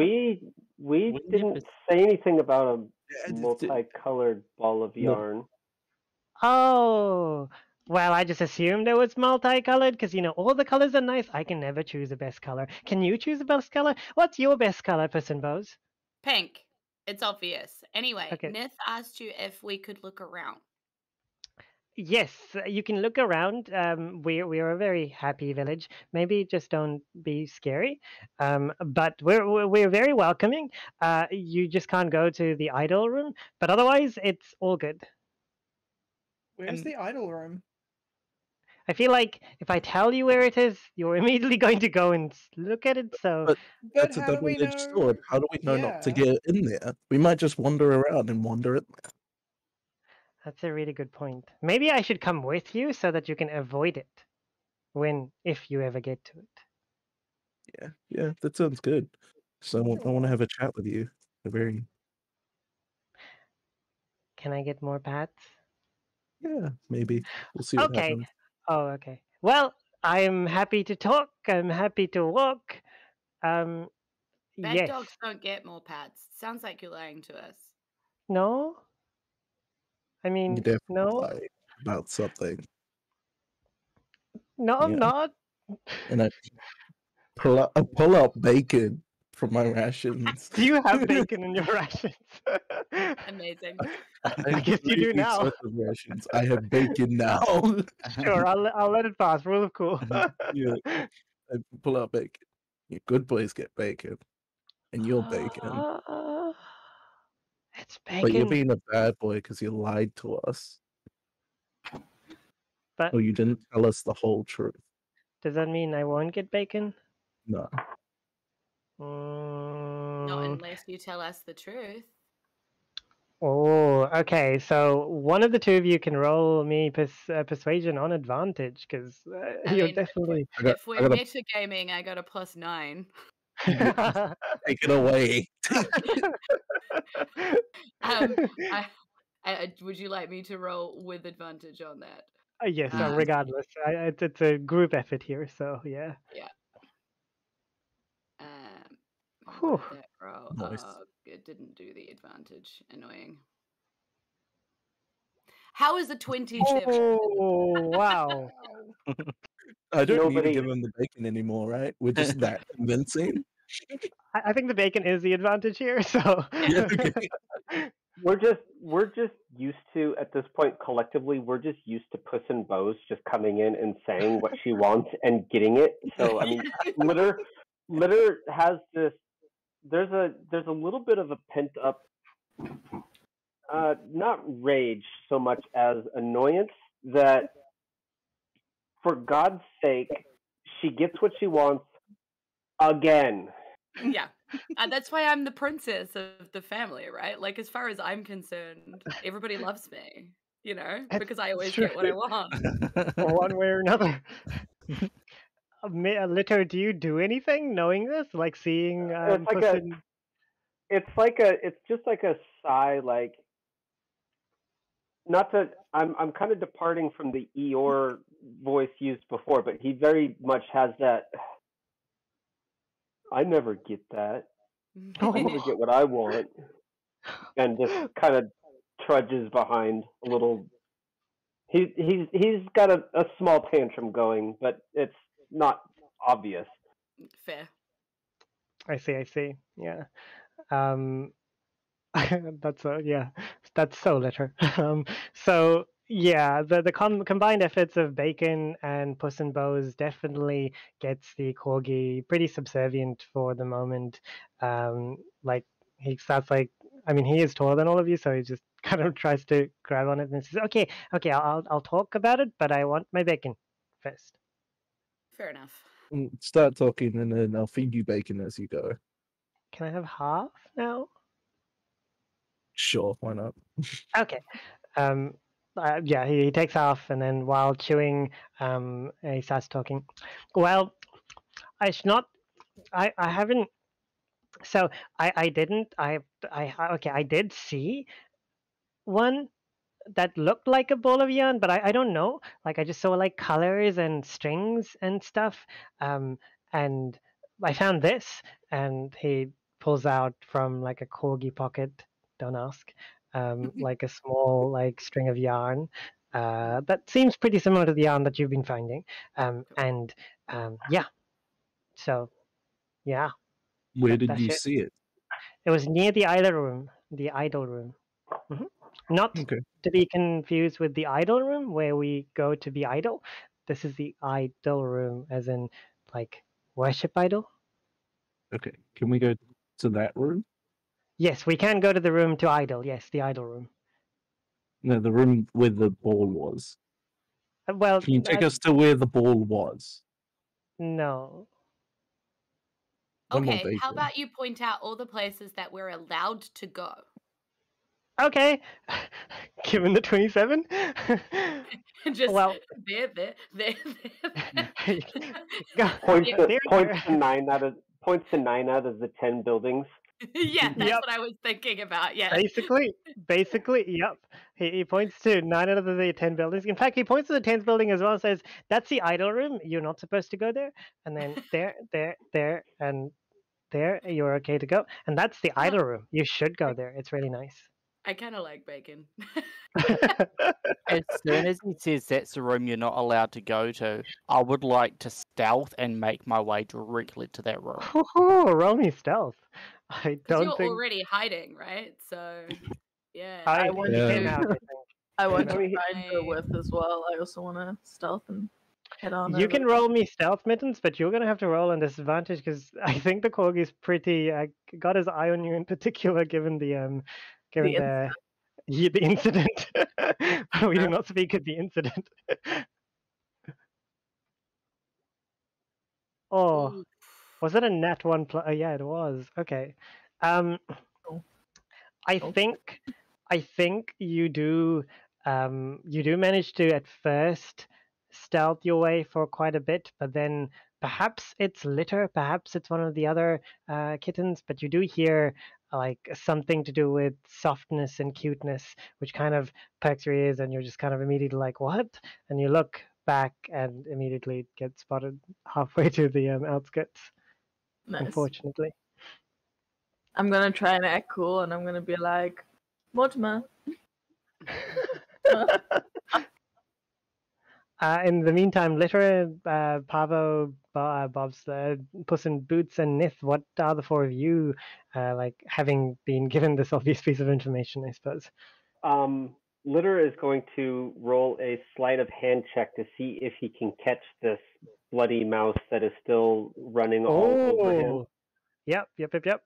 By all means. Oh yeah. Does your mouse have any stats?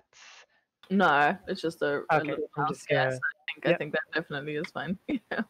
Yep, I rolled and it was low as well. So yeah, no, definitely.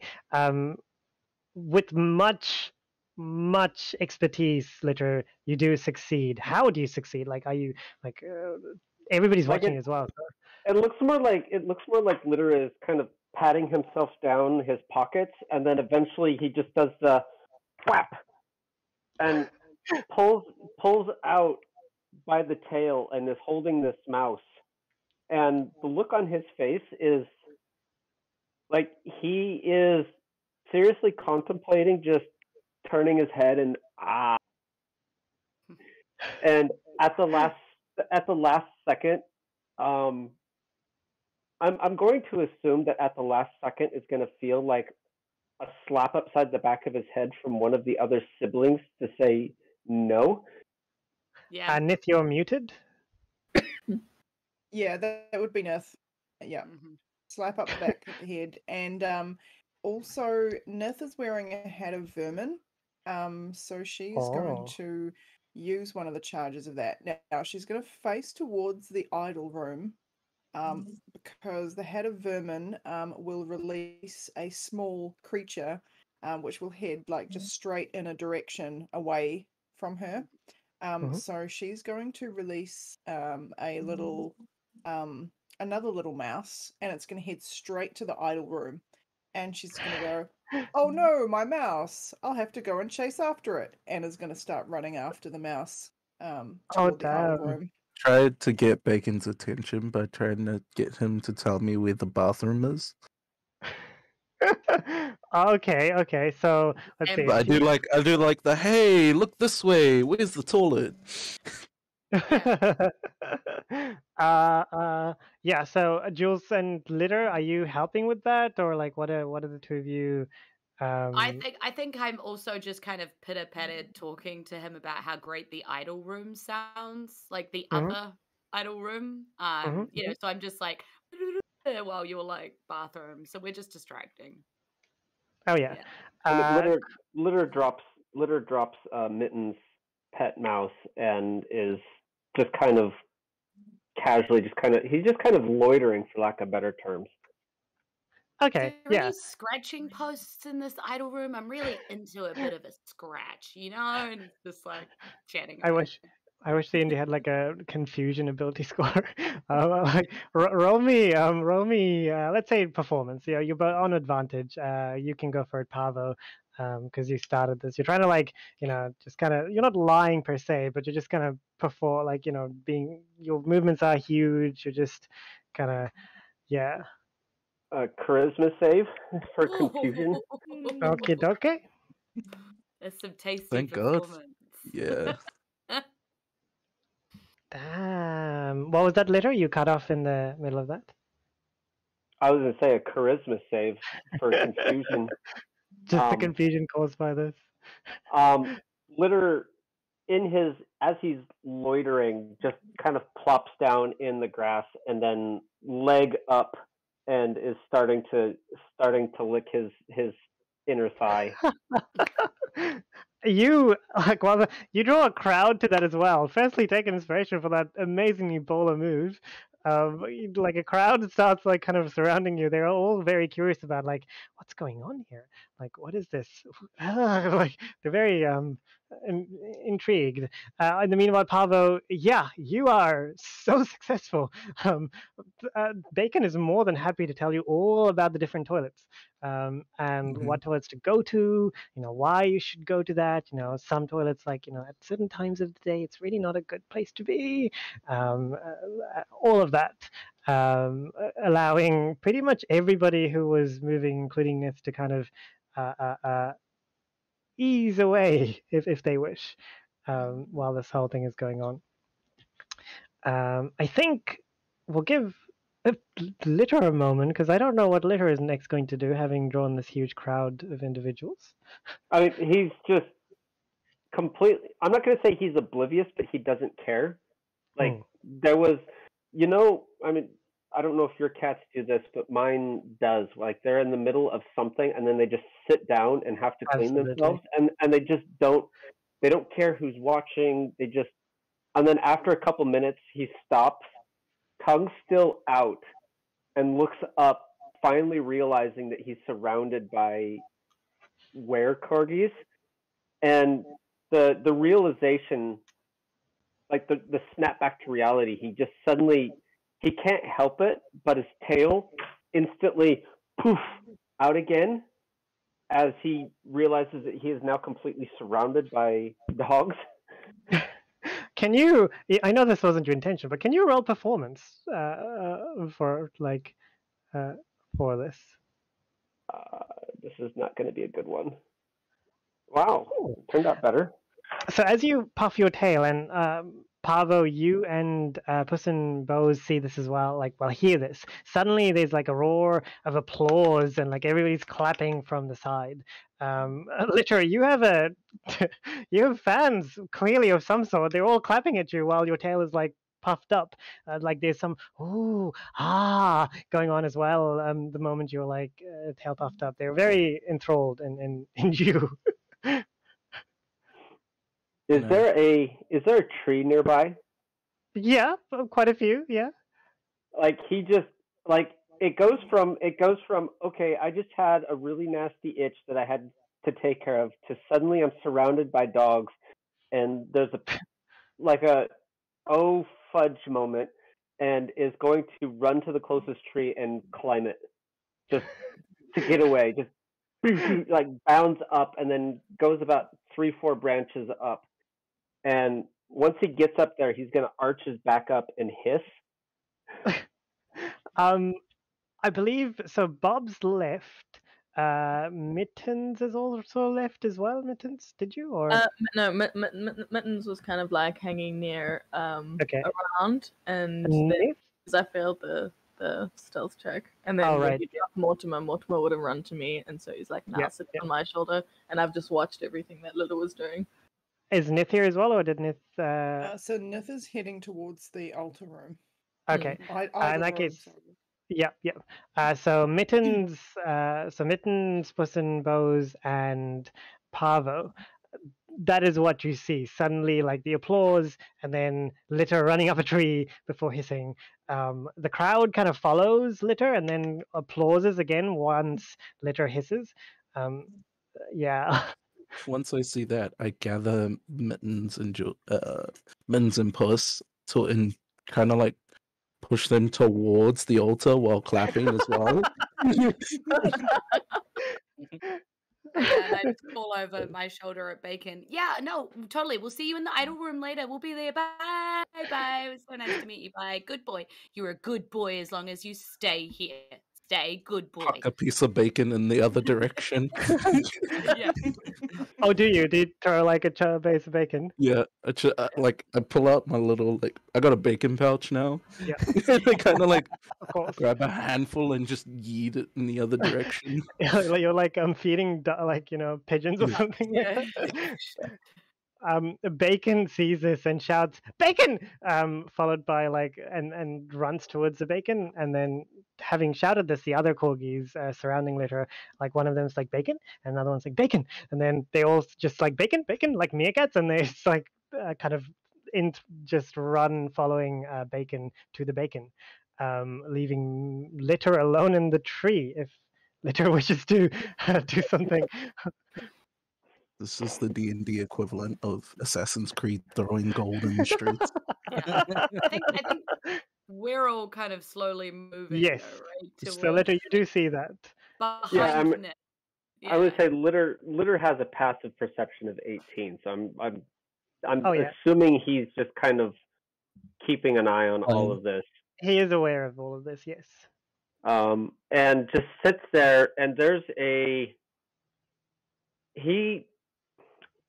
it's hard to describe the emotion, but he he knows what he did helped everybody, but there's also like, so he's proud of himself for that, but there's also a part of him that is, I'm left behind again. Oh, poor litter.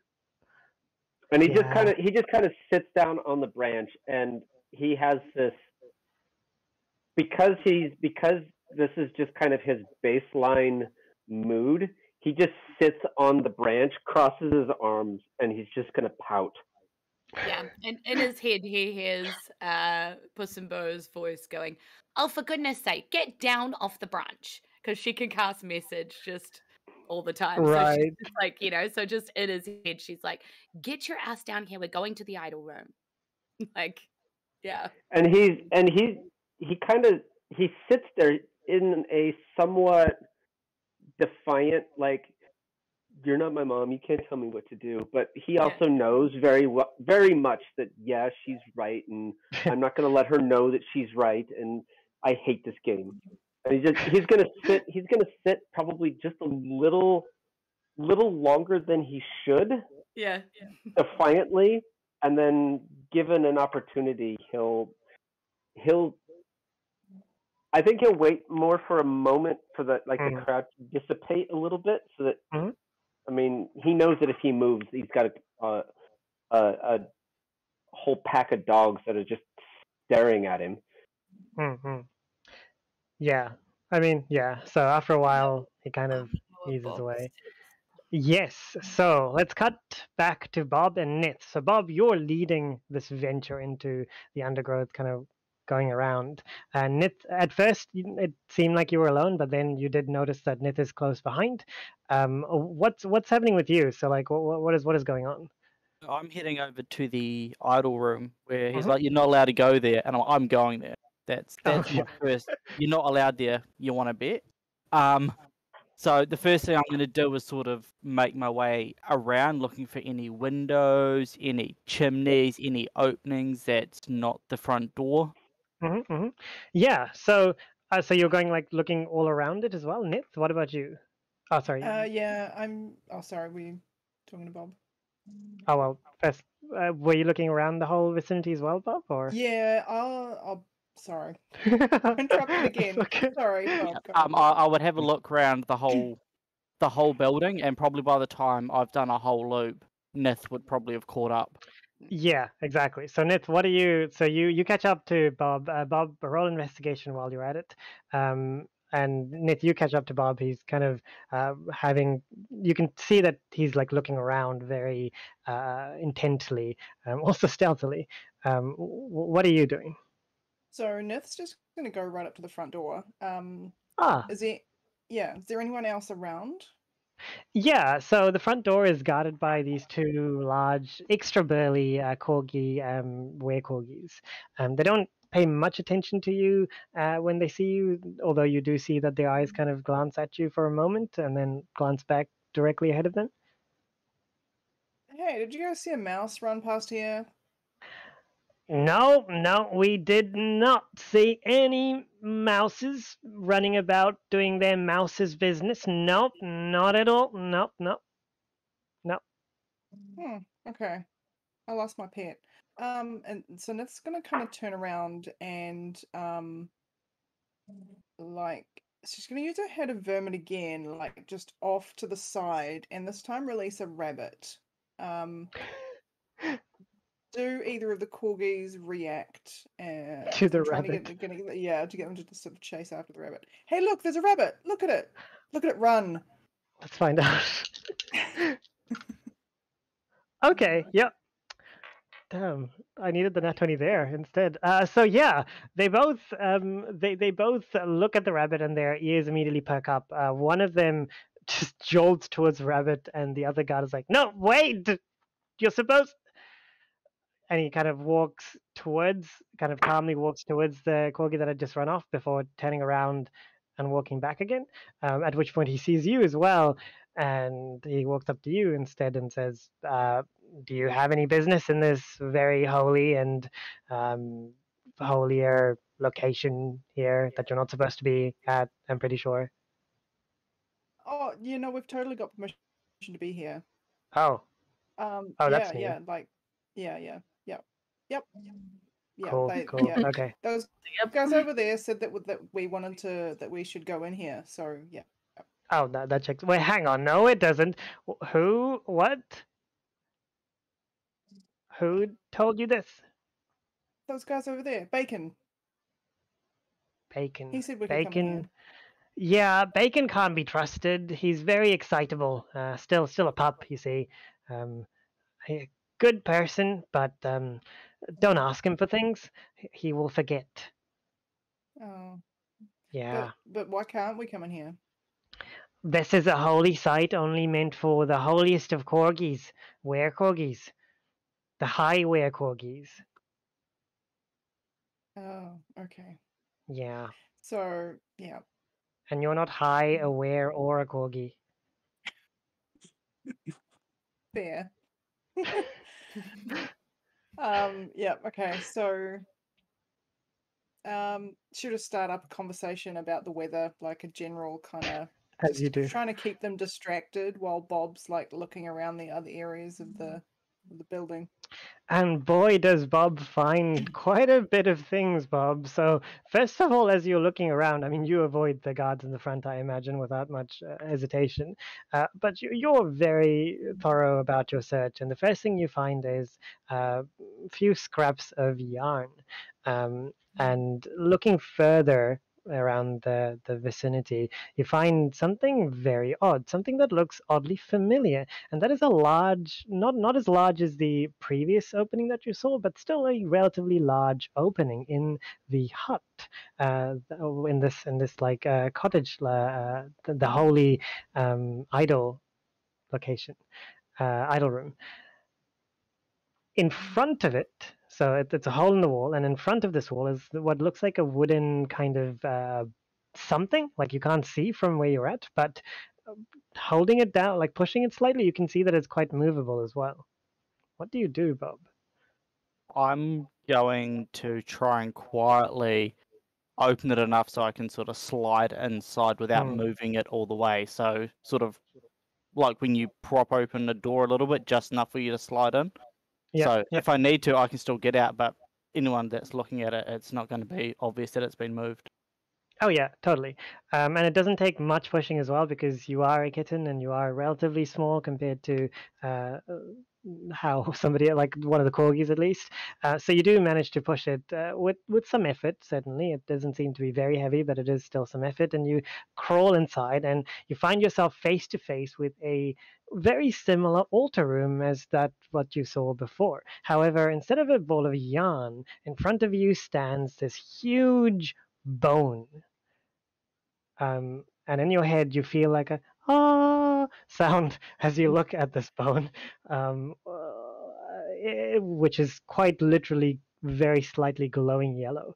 There is also a rat that's running around. Was it a rat? I'm pretty sure. It was a mouse, but yeah. A mouse, sorry. A mouse just running around the place as well, just excitedly. All right. Can I have a look around to see if there's any more yarn or anything in here that looks like the ball was kept here? Yeah, and you do. You do find a few scraps of yarn around the place. Almost like it's littered everywhere, to be completely honest. Like there's a lot of yarn, like everywhere. Not thick enough to be like a whole layer of yarn, but it's almost like somebody was like literally throwing yarn around or just rolling the ball of yarn kind of thing. There is a lot of yarn in here. I'd like to pick it all up and put it in my pack. You do indeed. Your pack is now bulging with yarn, but you managed to put a fair weight of yarn in there. Is it one continuous piece, or is it like a bunch of little scrap pieces? It is scrap pieces, like cuts of yarn of different colors, just all over the place. It's similar to the yarn that you like, similar consistency and distant like length of cut as the yarn you found out in like the small path that led to the opening to this cottage, Bob. So there's not the actual ball of yarn in here. There's just lots of offcut. Correct. Can I have a look around to see if there's like any secret doors or anything like that? Any like panels on the walls that, other than the one that I came through, that looks like it could be moved? Yeah, I mean, I'll take the investigation that you rolled initially as well. You look up and down, and looking inside at all the different cupboards and things like that. And there are several cupboards filled with books inside, unlike the previous altar room. You do find like pictures of dogs and bones around as well, like paintings. But there doesn't seem to be any particular hidden rooms of sorts. Although you are able to tell that the hole that you came in through, was made quite recently and from the outside. Tell how recently? Like within a day? Yeah, yeah.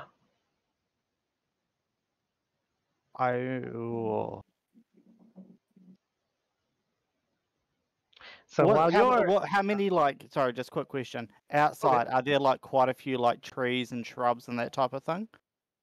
Yeah, so the trail that you found that led to, well, the small bit of the trail that you found that led to the opening did go into the forest. Yes. Perfect. All right. So I've got a quick plan. But brilliant. I'm gonna hold back on it until we find out some more information. Yeah, so while you're doing all of this, jumping back to Nith, you're having like, yeah, the Corgi is very receptive to your conversation as well, and all of you, the rest of you, the Pavo, Mittens, Litter, and Puss, as you're approaching the area as well, after the catastrophical incident that was there before, you do see Nith having a fairly good conversation with like this really large burly guard who's just telling Nith, you know, it is a nice weather at the moment. We just finished the rain season. You know, you see, had a lot of rain, just a bit damp. You know how it is. I'm sure you understand. Fur and all. Yes. Rain is yeah. horrible. You hear Puss coming up from behind you, and it was like, "Hey, Nith, any getting more in?" kittens. ASMR. I see you. Yes, more Yeah. kittens and an ASMR. I got some questions about the bone. The bone? What bone? How do you? We don't actually know that there's a bone. But Bacon said that there was a bone. The very yeah. Yeah, I got some. What bone? What are you talking about? The bone that I'm assuming is in the altar room that you're standing in front of. Who are you, and how do you know about the bone, the holy bone? Oh, my name is Pava Grayscale. I'm Knight Captain of the Fallen Sons. I've been sent to investigate the missing of a relic. That's a very long name. Yeah, yeah. I need to go inside.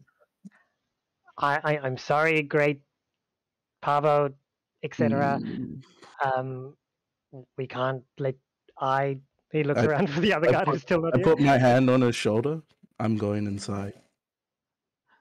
Roll me intimidation.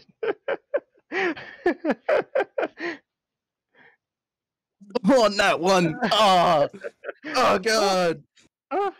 So you know, like before, you were the one standing behind somebody else being intimidating. Can I be the one standing behind Pavo this time, being like casually intimidating from behind? I guess we'll find out. Like, what do you do? So like, I'm like tossing lightning from hand. Oh, I see. You know, like just like I'm juggling a ball. Before you roll, Litter and Mittens and Nith, are the three of you doing anything as well? To help or to not help this? I mean, I'm pretty intimidating, so I could do the same thing that Puss is doing. So I'll just do my normal intimidation. Litter, you're muted. Nith, carry on. So Nith has just been she started off like making small talk, so she's probably not going to switch straight to intimidation. So she'll let the siblings. You're the good cop in this situation. Yeah. Or is that Litter? Litter's a few minutes removed from this conversation because he was hanging out in the tree for he's pouting, waiting for an opening, blah blah blah. So it'll be a few minutes before he finally saunders up. Right, of course, yeah. Yes, and like because Mittens is also a role like being into. What are you doing to be intimidating, Mittens? Like, are you just like I'm pale pretty, out? Or... I'm pretty much just like, because Pavo is like taller than us, I assume. So I'm just like peeking out from behind him, and I'm like, just I'm glaring on the down. other Yeah, side, sort of just like just like- casting lightning. Yeah. yeah. I'm imagining that scene from Princess Bride where they're talking to what is it, mystical about reviving, Mm-hmm. and they're like, Oh yes. I'll call the brute squad. You are the brute squad. That's kind of how I imagine Mittens. Oh, good times. And while inside, Bob, you can hear this commotion suddenly come up as well. Could you, Julz, roll me another intimidation and just take the highest, because you've already rolled the 24, which is quite high.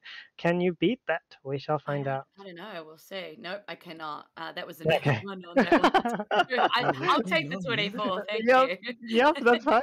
Yes, indeed. Yes. So it is quite an amusing situation that plays out. Pavo just puts his hand on the shoulder and says what he does say, like, "You're going to let us in, or me in." And the corgi guard doesn't seem all that phased. Opens his mouth to just kind of like brings himself up. Opens his mouth to just kind of just shout down at you, Pavo, and then yes, Puss and Mittens from just behind, just kind of lightning at it and glaring at it, Corgi. That somehow, clearly, we've established that corgis have a secret like fright for kittens specifically, given what's been going on. But yeah, the corgi is suddenly, instead of building himself up to be large, he suddenly finds himself like bending down. And he says, "Yep, okay, I'm gonna go chase a rat, mouse thing that way. Rabbit, that was what it was. Goodbye." Before he leaves, I'd like to open the door from the inside and just be standing there with like my arms crossed. Yeah. He sees us and he's just like pauses for, why am I even here? What's the point? I'm just gonna Go get lunch, buddy. Go get lunch. Take Yeah. flight. I'll do that. Thank you. Not Puss has- intimidating person. Thank you. Yeah. Puss You has know to what? let her lightning Here's some loose. bacon. Yeah. So she just lights her lightning loose up into the sky and is like, Good choice. Like he cowers even more, quickly takes the lightning and says, "Great Pavo, etc. I will remember your name and pass it down to my children. Thank you." We are the No, thank you. litter. Yes, and Yeah. just kind of runs away. Yeah. and our angel. Oh yeah. Oh. Yes. I couldn't help but think that like once everybody got inside, that's when Litter would show up and he would do the whole, "Oh, I'm with them," and in a typical bouncer situation, like the nerd is just like, "No, you're not. Go away." He just has to sit at the front door. Oh yeah. Hey, But like, if he runs off, then that doesn't happen. But I just thought that'd be funny. he does like stay for a moment for that and then just kind of moves away, so I suppose. Yeah. So all of you, and this includes you as well, Litter, because you have at this point approached and just in time to see the corgi just rush out, and Bob just standing in front of an open door to this location that you just thought you weren't supposed to go into. It's like, hi, brother. Hi. They've got a back door, and I found all this yarn as I open up my pack and just show off all the yarn. Yeah. That's a lot of yarn, Bob. I'm gonna look inside. Is there any black yarn inside? There is, unfortunately, the closest is very dark gray, but it's almost black. It's almost black. I'll reach in and I'll try and take the very dark gray yarn. Oh yeah, that's very cool. Yeah. I can't help but imagine all of the cat's eyes, just like their eyes dilate in zoomies mode, like, oh, the mother load, oh sweet God. I instantly realized my mistake, and I just grab handfuls out of my pack and just throw it into the air. Okay. I'm gonna get you all to roll me. Oh, I'm gonna push it and say it's a con save because, like, why not? Could you all roll me con saves, please, including you, Bob? It's close enough. Everyone gets a plus. Or how close would everyone be? If they're within 10 feet of me, I have an aura that gives them +4. I saves. think Puss and Mittens will definitely be within that. Litter, Nathan, Bob, I'm not sure. I'll leave it up to the three of you. I don't. I don't. I think you're just a bit away from the 10 feet, but it's up to you. Sorry, can I ask, how do you roll a con save straight off your character sheet? You just click on the save. I've got nothing there. It's like a bit confusing. Just click on the word Constitution.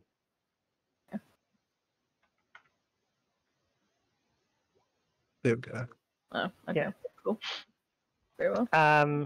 Yeah. So half chaos erupts as Bob throws all the yarn into the air, and it just wafts down. You find quite a concept. Yep. So Nith, Litter, and yes, Litter. Really quick correction for Mittens. You just clicked Constitution. There's a separate box on your character sheet that is for saving throws, because you just did a Constitution Let's see if check. I can find out. Yeah.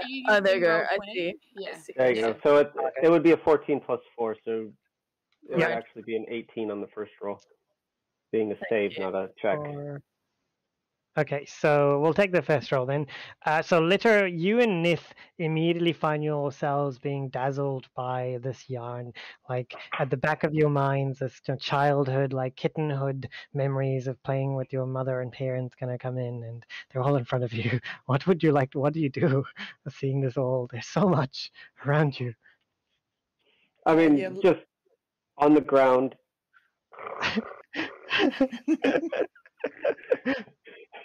Nith is just gonna kind of leap, like if it's being thrown up, Nith is gonna like leap after it and try and just grab as many bits out of the air as possible, and then and then like after a minute, just sort of like realize that it like Litter is the only other one doing this, and sort of like eyes are absolutely dilated eyes. Like this is that 3 a.m. zoomies kind of look.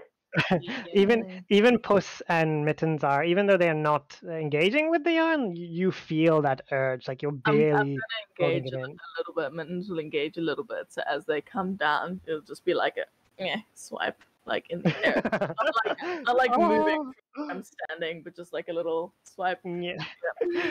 Puss is definitely sat down in and amongst all of this, and she's grabbing pieces out of the air, and then she's going, "No, control yourself." And she's casting mending on the pieces to see if she can put them back together. So she's like, "No, put it together, put it together, put it to you are put together, you are put the things together." You know, like just kind of repeating over and over. Is that doing anything? I just was curious too. Yes, it is. Genius. So not all of them, certainly, but some of them are connecting to one another. Like as it does, you can see like the bits of fibers of the yarn coming in together. It's almost like it's been like it's a very clear cuts, shall we say? Yeah. So that sort of overtakes that intrigue, kind of overtakes the kitten energy, and is like, wait, kittens, wait, look at this. And she's got like a longer piece in her hand, and she like turns it around to show everybody. Yeah. I'm going to grab whatever's left of the yarn in my bag, because there was quite a bit, and I'm just going to throw it into the air again, particularly in Puss's direction. Look, I've got more, as I just start emptying out what's left. Oh my gosh. Yeah. She's struggling, but she's really trying to focus concentration. She's like, come on, I can do this, like trying to mend more pieces. Yeah, Pavo's really the only person who's just like, what is, like, you do not feel any desire for this. Bob is, because Bob threw it and spent a fair amount of time, Bob is able to control himself quite successfully.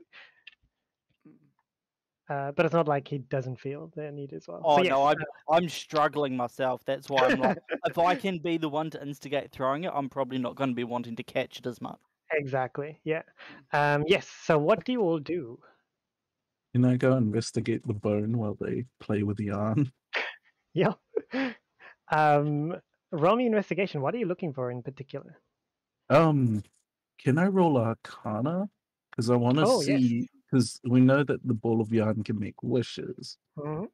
and I'm not too sure how new this bone is. Yeah, roll me Arcana by all means. 22. Whew. Okay. Yes. It's the first thing that you notice when you approach the bone is that you feel a bit calmer, a bit things seem a bit nicer, like a bit brighter even. And looking at the glow from the bone and just looking at what type of emotions you're feeling and stuff like that, you gather that this is certainly some kind of relic or holy item of some sort. It does have some power, basically, some magical item at the very least. And it seems to be causing you and the surroundings to be enveloped in this aura of happiness, joy, just a bit more the bright side of life or the silver lining, or that sort of vibe. It's quite different from the feeling of kind of warmth and sleepiness that you felt inside the previous idol room, but it does have certain similarities. It's not completely alien, but it is different distinctively. Hmm. Does anyone know- else want to do something? If this works like the other one, maybe we could just wish we knew where the ball of yarn was. The issue is, I think that this was the ball of yarn. She's like, her eyes go big and wide. Yeah. You can wish for anything, remember? Can we wish yeah, for the bone to turn into its original form? I put my hand on the bone, wish for it to return to its original form. You feel like power swelling within the bone, and nothing happens. Nothing Maybe- happened. How big Maybe is this this is bone? its original form. Well, how do we know that the wishing bone actually works? Either yes, it's originally a bone, or it doesn't work. So let's wish If it's for. a wishing bone, we have to break it first. No, and that's the first thing Litter chimes in with. Is like, well, if it's a wishbone, you break it. You have to break the wishbone. And then I say that the exact same thing a minute later. Yeah. Then if we break it, we might not get any wishes. Ooh, we should touch it and wish for tuna for dinner. Ooh, yes, yes, yes. And Okay. both pause on tuna. As you're doing so, again, you feel power welling inside. Well, this time you really don't feel much of anything, but nothing happens. The bone is still. I'm like, let's break it. Yeah. Let's Seems break good. it. I don't think going into someone's village and breaking their holy relic is a good idea. Has Nothing's has just has gonna- Bob told us Had- about the pathway yet? But they're Boots. stupid dogs. I don't think Bob has. Bob, you have. I don't think so, but he You can haven't if he wishes to. Right. To what? Sorry. You haven't mentioned the pathway yet. I don't No, think. I haven't mentioned it yet. I'm just gonna, as everyone's talking about tuna, and I've sort of finished throwing the rest of the yarn out of my pack. I'll just put, there's a pathway outside as well. As you're just almost breaking the bone. Yeah, so do you show us like the hole in the wall? Oh, I will show everyone the hole in the wall. I've got an idea. Sometimes when I get lonely, when I run away and I can't see you guys, I talk to the plants and sometimes they talk back. So I might try talking to the plants and see if they talk back and see if they can tell me where the ball of yarn went. Okay. You do that. I'd like to cast Speak with Plant. While he Brilliant. speaks with plants. can I lean to the rest of the group? We really need to talk to Bob more often. I don't think that's healthy. Yeah, that's probably. Bob, do you yeah, hear that? that's just Bob. Yeah, because I feel like Puss in Boots was sitting there and being like, "What?" Like, yeah. So like, it's like, yeah. Does he know that plants can't talk? You know.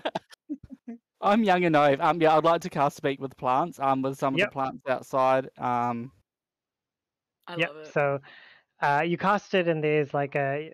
How does this? How does this show up? Like, is it like kind of like an aura that applies to the plants, or like is it a glow, or like how The does it? plants within 30 feet of me gain limited sentience and animation. They have the ability to communicate Yeah. and So follow simple commands. So I just want to ask where the ball of yarn went and ask them if they're having a good day, what they've been up to. I've got 10 minutes of this, so So I'll say then in that case, like as you cast it, you speak the words, and a glow comes out of your hands, and suddenly one of the plants, instead of just swaying to the wind, a few actually, kind of stand up straight and turn towards you. Although to everybody else, it's just plants kind of fluttering in the wind. And one of the plants is like, "So, what can I do for you?" hey, I'm just looking for a big ball of yarn. I'm wondering if you've seen it, because I see all these little bits and I want to find the big bit. It's for Dude, my sister, the one over there with the pretty pink bow. She really likes it, and I wanted to get it as a present for her. dude, you're like He's the really nice. talking to grass. Yeah, one of the one of the bits of grass is just like, dude, you're like the nicest non-grass thing that I've talked to ever. Like, holy damn, like you're a really good brother. You know I that? I try. I sometimes get us into trouble, so I have to do nice things so we're not in trouble. It's about balance. I love I that hear you're that. just talking common, and we're all just sitting there listening to you have this conversation. Oh yeah, I'm really 100%. worried about him. I'm like, And I'm like, oh, nobody wants to get me a present. Like, that's like, not the I issue here. He's talking to grass. I think we should all start planning a little intervention on the side. Yeah. While he's having I love it. Sorry to Next interrupt. campaign, No, get by all pumpkin means. help. Yeah, By it's all such means. a beautiful image of just By all means, interrupt with the intervention talk in the middle of and we can just carry on as well. So like the founder is like, yeah, I feel that, man. Like balance is like life, but like there was no balance yesterday. There was like really no balance yesterday. There was like this rat dude with like string stuff, and they were like stepping on us. Like, what the hell? Am I right?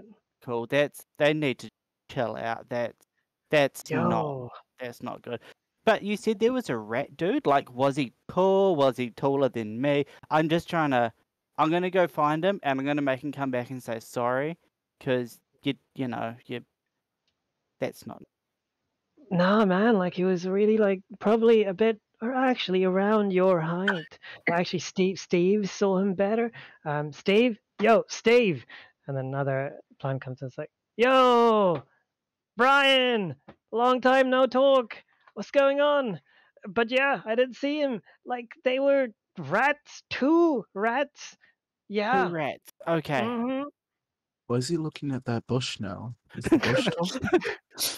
Okay, so there are 2 rats. They're about my size, and they had a big ball of yarn. Can you tell me what way they went? I'm going to make sure they come back and apologize for their rudeness.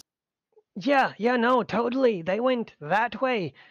But I'm guessing that doesn't mean anything because I can't point. They I'm went going to start your. pointing and tell me when to stop. Yep, keep going. No, back. Yep, no, that. Yep, close. Yep, sure. Yeah, that Thank way. you so much. Any Oh, time for a thank you. plant lover such as yourself, and can I just say as well, much like Brian said, you are such a good brother. Thank you. Do you know what? You guys have been amazing. And I'm going to pull out my water skin and water both of them. Oh, I think yes. we should hug him more. Don't think Yeah, that physical contact, Physical reassurance, contact, yeah. positive reinforcement. I'm willing to have half of my next bowl of milk just to show that. Yeah. And Litter at this point kind of sits up from where he was sitting off to the side. He's got a mouthful of grass, and he's just like, "What and then there's a big hairball just plop right there in the whew, much better. What are we doing? So sorry, that's my brother. He's like, I'll clean it up before we go. Thank you so much, Steve and Brian. You guys have been amazing, and I will make sure I get those rat people to come back and apologize.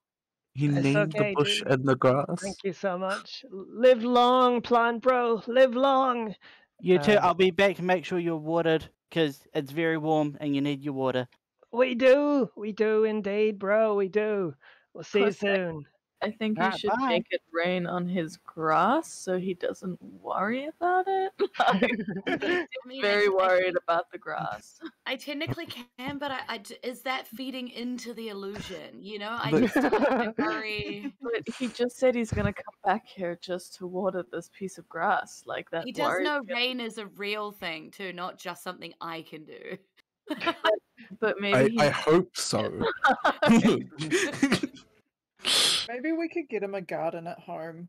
Yeah, Yeah. no, actually, maybe that's really nice. Yeah. in fact, maybe we can get like a clipping of this grass or these plants that he's talking to, and then we can plant it at home for him. Oh, Yeah, do we want to okay. go over there with a weapon? If he thinks that they're a friend, I feel like Obviously, that might when be he's quite not threatening. looking. I don't think uprooting the bush would be a good idea right in front of him, considering he believes it's his Definitely. friend. Definitely when he's moved on. Good times. Hey guys, I got some information from the plants. Did you now? Oh, Yeah. amazing! Wow. It's a really good. Wow.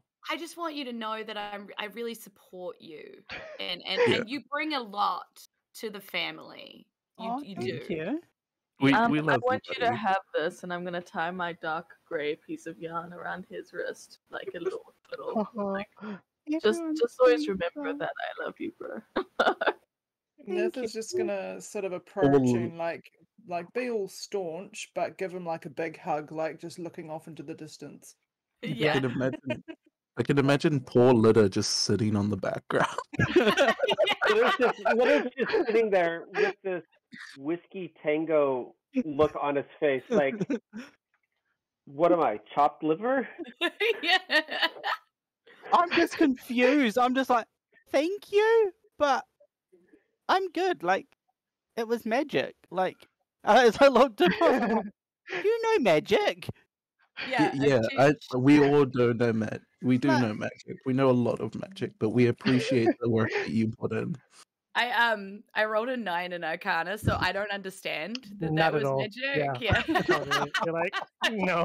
That's not magic. This is magic. No, You know, it- it's magical. Okay. I agree.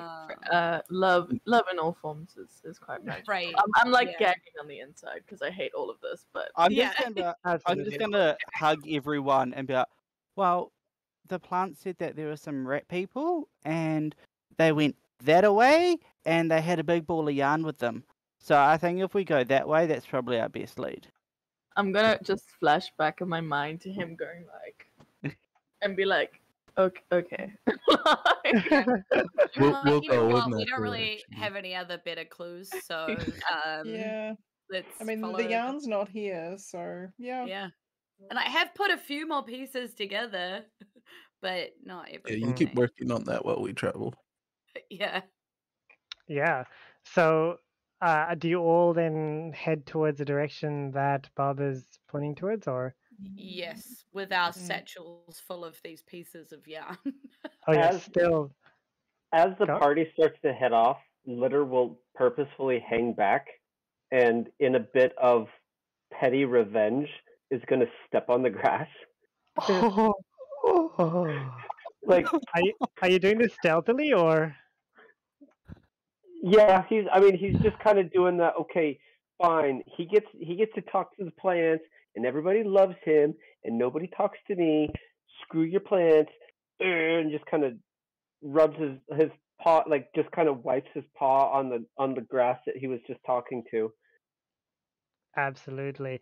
And as you're doing this litter, I imagine none of you notice this because you kind of already headed away. As is usual, litter is left behind. So as you do litter, you can't help but feel like you heard, oh yeah, for sure. You can't help but feel like there are these small voices like screaming in pain, but you just kind of ignore them. I mean, like, it's just probably in your head, but as you carry on. Yes. Whew. Yep. So yes, you follow down the path. Bob is leading, and the path is, as usual, as the previous path before, quite clear. There is much less yarn now. It's just like broken twigs and stuff like that. You barely find any yarn in this path. But eventually you come to what looks like a large opening to a cave. It looks dark. It looks dank. It is really not what a kitten would enjoy being around. But what do you all do? That's just pull gonna out go in. my sword and shield, and I cast light on the shield and move forward. Yeah, Brilliant. Nith's just following in, like just straight in there, like no hesitation. Sounds good. And everybody else going as well? Yeah, I mean, we all have dark vision, right? So Yeah. Yes. fine. Yeah. Yes. Especially with your light now, it's even. Yeah. It's fine. Actually, All good. can I have a look at the cave entrance, please? Yeah, roll Can I- investigation. Is there anything in particular you're looking for? I'm looking to see how many people have been coming in and out. Yeah. Ooh. Roll me investigation, and we'll see how you do. 23. Yeah. So, Yeah. looking around at essentially what's surrounding you, at the very least, like parts, like any shrubs that have been moved around, rocks and stuff like that. You do find that a fair bit of them have been moved around. You see footsteps, like small footsteps, more than a lot of your footsteps as well as like a larger footsteps and what looks to be something heavy rolled on the ground. And all of this is things that have happened recently as well. Okay. So I kind of explained that to the group. Hey, we got a lot of people coming that have been coming in. Any people coming out of the cave? It's kind of so the heavy rolling thing only goes one direction, but the footsteps go both directions. Okay. So the ball's probably still in the cave, but whatever comes in and out could be there, could not be. Let's move forward. Yep, I'm fine to move forward. Yep. With passive perception, do we notice anything? I've got a 13. Looking around, you notice spiders and like small spiders and like critters all around you, but nothing in the entrance of the cave, and nothing as you approach inwards. Fortunately, because of the light, you can actually see at least a bit more than going in, unless you have dark vision. But you do see a fair bit going inside. This is quite a craggly cave. Even though the entrance of the cave isn't that large, the further in you go, it does expand quite a bit until you come to what looks to be a large opening. And I'm trying to get you all to this now. Can I you? I Oh want yeah. to Go ahead. quickly. I've got a potion of climbing. I want to drink it quickly. You Yeah. already have a natural climb speed and stuff. Is it tabaxi? You have natural climb speed. Ah, okay, my bad. Waste. Okay, cool. I'll probably sort that out with something more I- useful then. I would like to just remind everyone as well that one of my flails is a weapon of warning, so anyone within 30 feet of me can't be surprised. Sweet. Brilliant. So, A looking literal warning, inside. though. Yes, indeed. Yeah. So, looking inside, I just saw a message from Jules from before as well that she doesn't have a token, so we may have to use what tokens are available to you from the token pool. I'll just copy paste them on here. But what you see is a huge cavernous opening with a circular moat-like water lake around it. In the middle of this big cavern, you see a huge, stunningly large ball of yarn. It's multicolored, it's glowing, and all of you hear in your minds like a ah as you look upon this amazing yarnliness. In front of the yarn ball, you see several figures. The figure that seems most close to you looks like a tabaxi, and this tabaxi has one distinguishing feature, and that is that it is wearing a tall top hat. I knew I didn't like that guy. I love. I called it from the start. I should have just gone after that. I should have just murdered that guy. Yeah. Yeah. Beside the tabaxi, muttering things and just kind of scrunching around, are these humanoid rat-like creatures that seem to be doing various little things here and there. But none of them seem to have noticed you at the very least. What do you do? I turn off the light. Yeah. Litter is very concerned about all of the water on behalf of Puss in Bows because Yep. we collectively know she does not get her paws wet at all. So I would imagine that she's like scampering along the walls just to stay out of the water. Yeah, so you look at her and she's seen the water and she's already doing like, like kind of symbols and like her hands flashing magic, like something is about to happen, because she's like, water. Do you Like want this, to her piggyback face. ride? Yeah, no, she instantly casts water walk on everybody around her. Oh. So she just like this little energy blows out from around her, and she's like, "Nobody gets their feet wet around me." Oh, that's lovely. So because I can do that up to 10 creatures. So we Brilliant. just God walk damn. on water for an hour. Yeah, essentially. your feet feel like not moist, like almost like a sheen and like lighter as well after Yeah. this is cast. Yeah. Quick question: what's the light level like in here? It The is lights disappeared. yes. So you would have thought that is quite dark, but thanks to the glow coming from the ball of yarn, the whole cavern is pretty illuminated. And the ball of yarn is it's not loading for some reason, but it's like here, if you can see this small circular thing, that is where the center of the ball of yarn should eventually appear to you all. But I yes. don't see my token on there. Are they all? Yep, I'm just moving them in. So I see Knit's token and I see Litter's token. Does anyone else have a token on the sheet or? I do, but don't. mine's theirs. I haven't uploaded my art yet. I'm waiting for the mission to come through. That's all good. That's all good. I've got Let a me just little get square rid of box. That's brilliant. And there you go. Yeah, I 6. wondered if I could just drag. Who am I Oh, missing? look, I can drag my character sheet on. So there you go. Yeah, that's what I Yes. did. Yeah. Can you all control your tokens? Yeah. Yeah. I've joined with the tabaxi and rat people.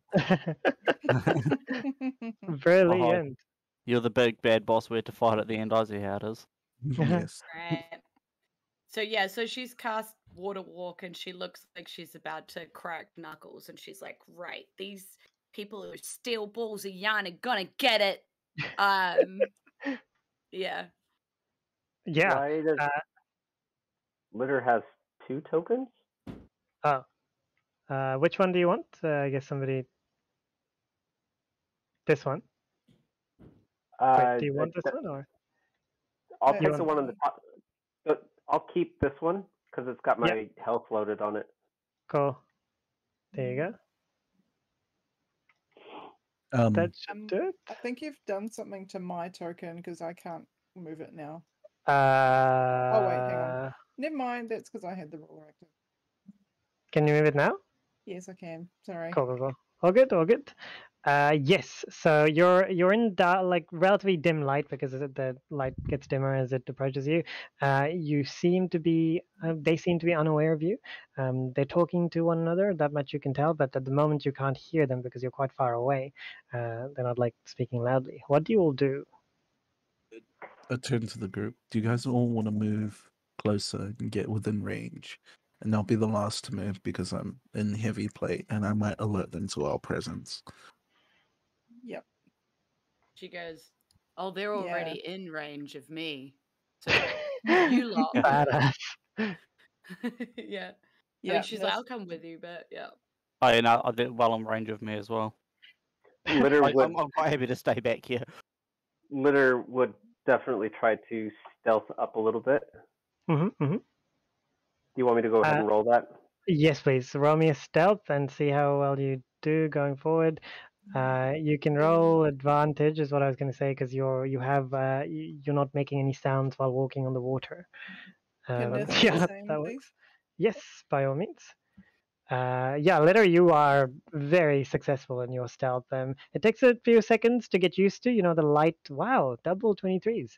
The light-footedness that you feel, but you very quickly you get your feeling of it and you move forward without much problems. But you do know that if you go as close as where Nith is at the moment, you will definitely start getting their attention because as you start coming onto the land, it's pretty clear.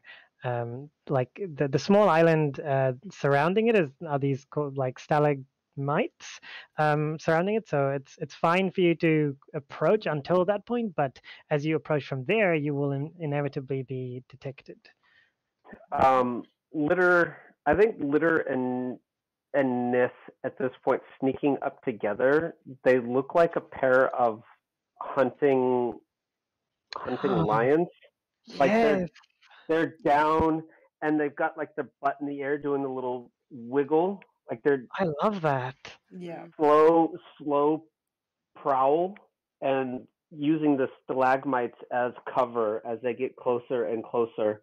And then basically they get up close. Litter's eyes go big, like, okay, this is hunting time. Does That's Mittens amazing. want to get closer before I try to make a move? Yeah, because I mean, Puss is just waiting for the signal to rain down all hell from above, essentially. So Mittens, do you want to move before I do? Yeah. I'm trying to think. I was briefly considering, like, how high is the roof of this cabin? Over like 100 feet, Okay. probably. Yeah. Okay, so I was thinking of going around the side here, like this way. I mean, obviously, I'm not Yep. counting right now, but that way. Yep. Okay, yeah. Mm-hmm. Can I move up there? Yeah, we haven't started initiative yet, so as long as you can roll stealth and get a good value of stealth, you can move. But if you fail at it, then they will notice you. So roll an advantage as well because of your feet. In the meanwhile, Nith and Litter, you two hear mud bubbles, as you will, speaking, and he is like, "Oh, nat 20, brilliant! Yes, you can move as far as you want." You hear Mr. Mud Bubble saying, "Darlings, this is why you should never ever cast rats for a play. Oh my gosh, what are you doing? From the top, come on now." While there as well. Hey, once I see everybody else in position, I attempt to move. Go for it. Are you Is also it trying is to it just a stealth? flat? Yeah, is it just a flat roll? So it's going to be a stealth on advantage because of the spell that was cast by Puss. But plate mail Oh, disadvantage. then it would be a straight roll. Yes. Sorry. with no bonuses. Let's go. It's a 9. Oh yeah, so Pablo, you have a you know what's up, and so you wait until everybody else moves are in position before you move, and the moment you start moving, immediately like the clattering of plates against plates suddenly echo through the cave, and you've experienced this before, but not at this volume. Yeah, By just George. Initiative. Woo! Let's go. Immediately you hear somebody's like, suddenly they're talking, stopping, and like all the individuals like stop and they thank you for that circle, and roll me initiative. Yes, please. Remember, you need to click on your character to before rolling the initiative, otherwise it doesn't show up. There we go. Oh, is this from before? Yes, it is. Oh, and Nith, you get advantage on your roll because Weapon of Warning gives you advantage on initiative rolls. Yeah, it does too. How did I get a 23.16? The tiebreaker. That's a dexterity. Tiebreaker. Yeah. Oh. Mittens and Litter are ready to go. Their eyes are just locked on this, and it's go time. Brilliant, brilliant. I'm just trying to figure out. So ignore Tarquin the Honest. Aha, there we go. And roll. Bear with me. It doesn't matter. I rolled for those two. So, Litter, what do you do? Yours first. That much I can tell.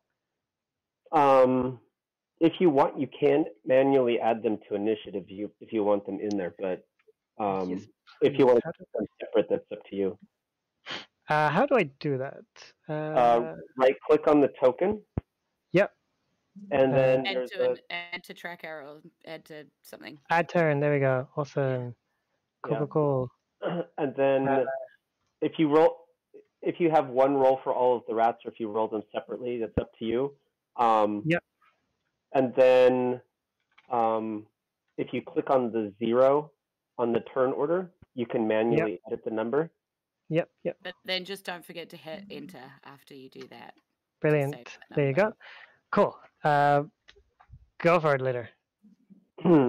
Litter is, Litter's going to do what Litter does, and that is, among things, just instant, pounce straight up in front of Mud Puddle. Revealing himself more or less, and is going to hit a couple of times with his quarterstaff. Each hit sounding like a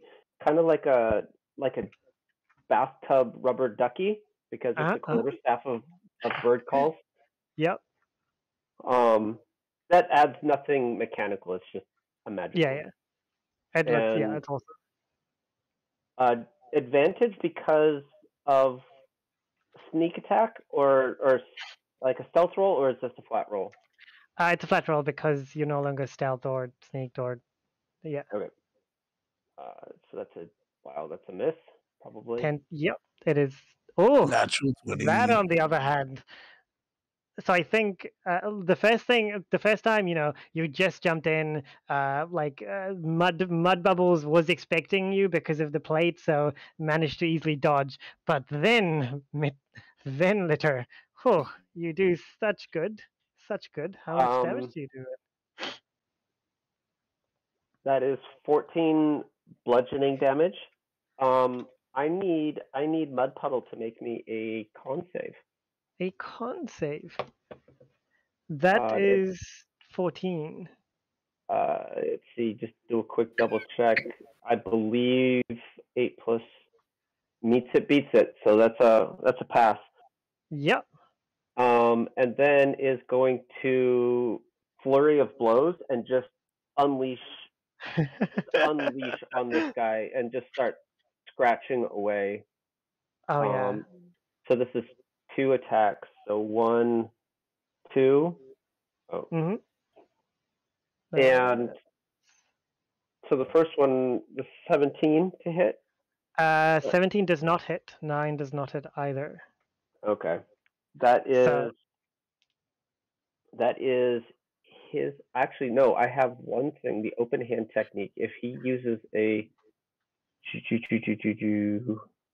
when you hit a creature with. Oh, okay. I have to hit with the flurry of blows, so the open hand technique doesn't proc this time. So that is the end of his turn. It's all good. You've definitely bludgeoned him a bit with your quarterstaff. He's looking a bit bruised, still standing, but he's looking a bit bruised. And he says, "What are you doing, Mud Puddle?" As he whaps him with the. And that is end of turn. Oh yeah, he.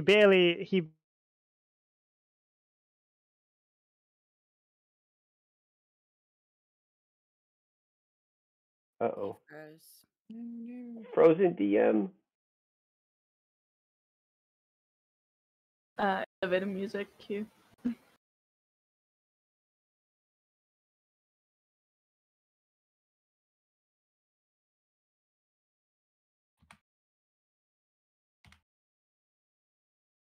Azul, you went frozen.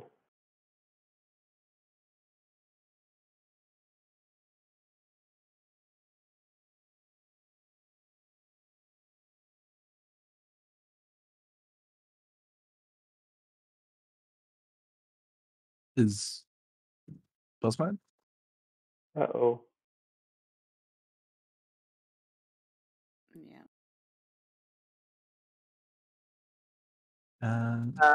So we have a problem. You're right. There you go. There. He's back. So my computer died. Oh no. Bear with me. Like battery died, or did you blue screen it? It just shut down. It wasn't a blue screen because it's usually there. Sorry.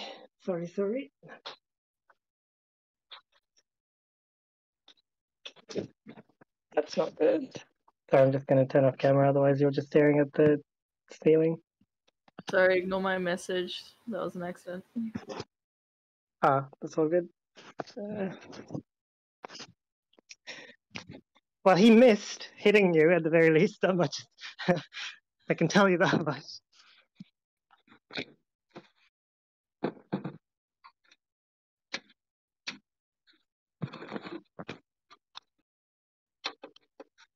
Just gonna shoot down and road to Angels.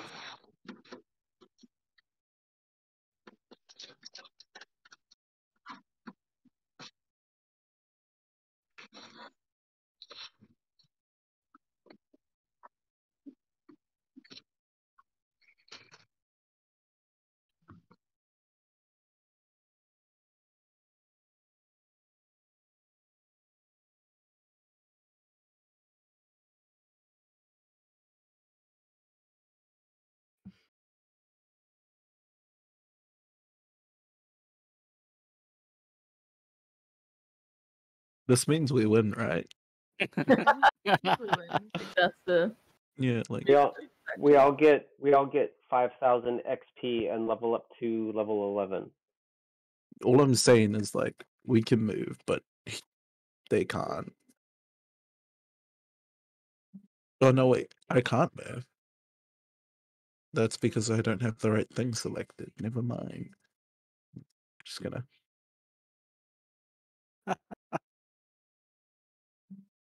I'm the new BBEG. You were the BBEG all along. We figured that out the minute you said you're a dog person.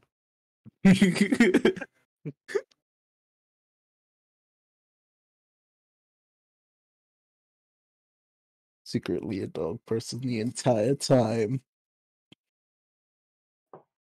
That's okay. We could smell it. Why are you staying so late, Papu? What have you been doing at night? Me at a pet store petting all the dogs. Why do you smell like milk bones? Go to bed. I will return.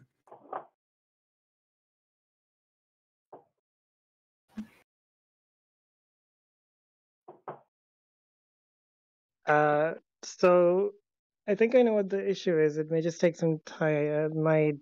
For any computer nerds, I think this, the computer's beeping when I try to turn it on. So I Google that and I think it's like a battery issue. I'm just opening up the thing to try to see if I can just remove and back or something. I don't know. So sorry, guys. Just bear with. We'll see if we can sort something out.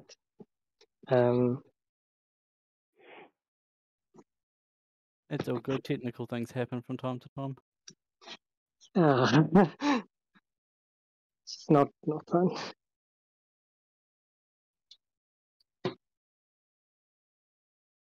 So, Amy, what would happen in a game if this were to happen?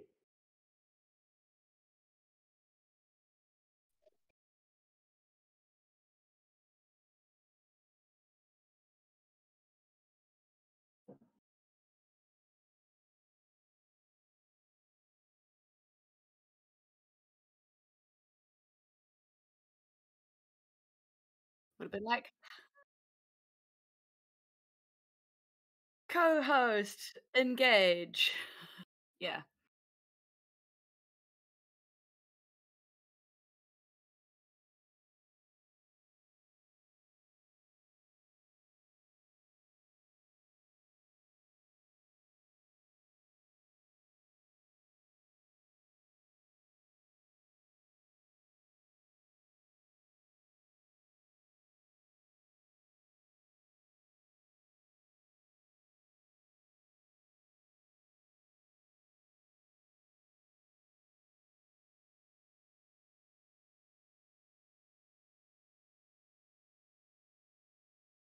We'd be like, so sorry.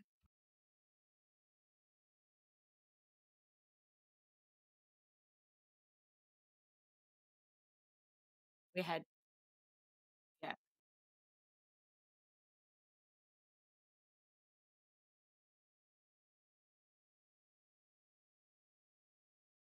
Yeah, thank goodness. So from a game perspective, because each DM prepares a different game, would we just instantly transport into?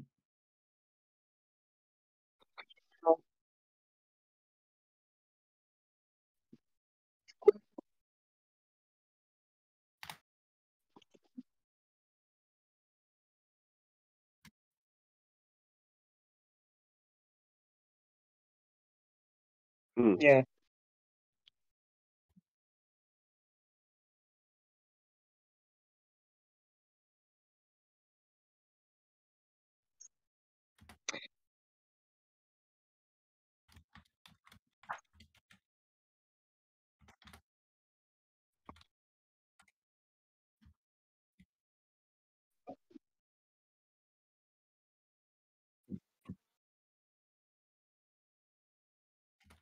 Yeah.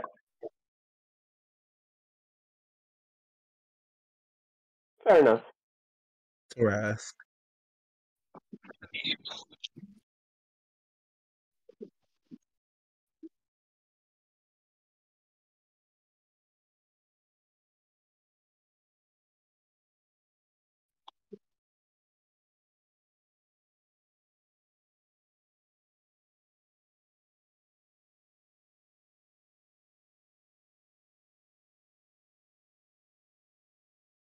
That's fair.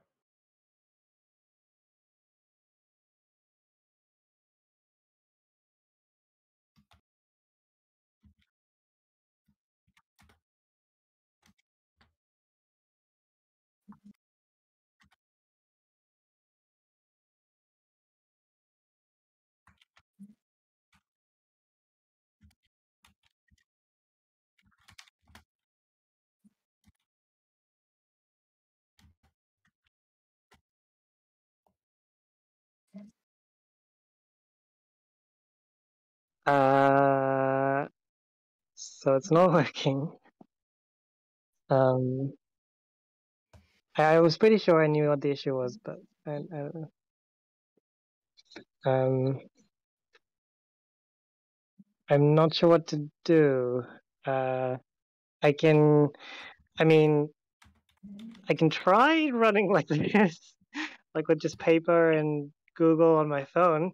I just think it may end up being because I only have like the half an hour left from just combat, just to peel back the screen. Uh,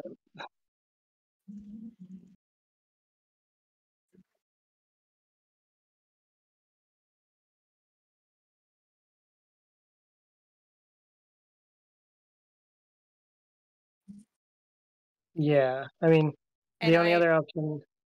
Go on. do have to gap it. Yeah. Of course, yeah.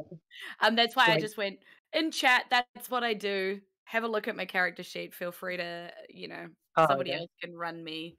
I'm not adverse to sharing all of my secrets. So if somebody wants to have a go playing a fun storm sorcerer, yeah, feel free. But I have to, I have loved playing with all of you, and I can't wait to play with you all again. And let's do another time. Okay, I need to go before my band yells at me. But Thank you, Jules. bye, everybody. Bye. Have Bye, fun. Jules. It was fun.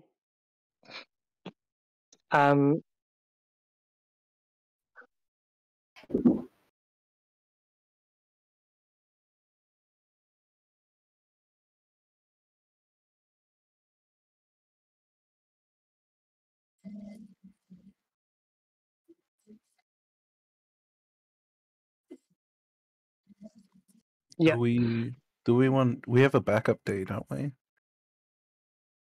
Oh, Yeah, do we want to just pick up there? just if it helps you decide, it's literally just half an hour or so of just the combat, so it wouldn't even be like a whole session. It would I don't- be really short just for. I don't mind either way. I'd like to play the actual combat because I think that's like one of the more important things to practice. Yeah. Yeah.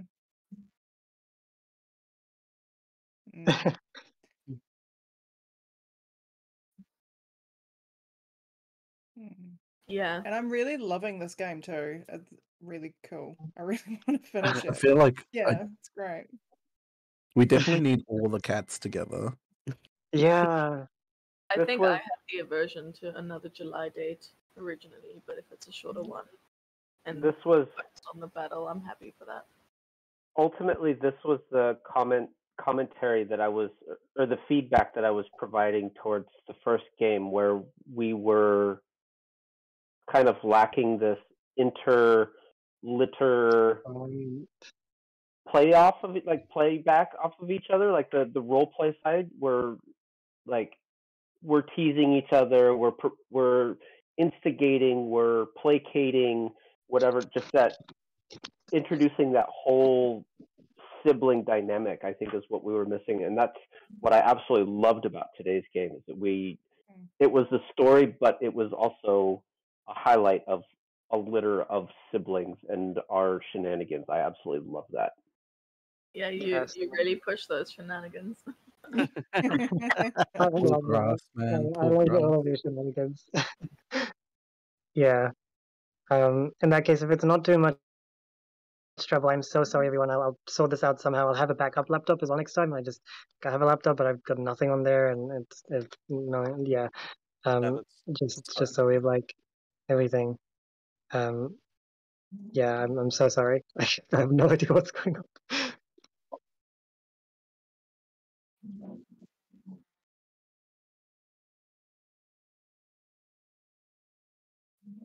Oh, wow. One of you.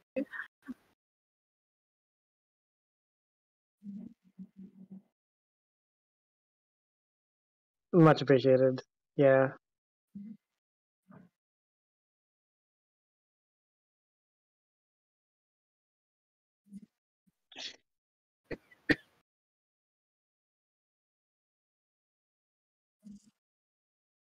Yeah, for sure. Yeah, yeah.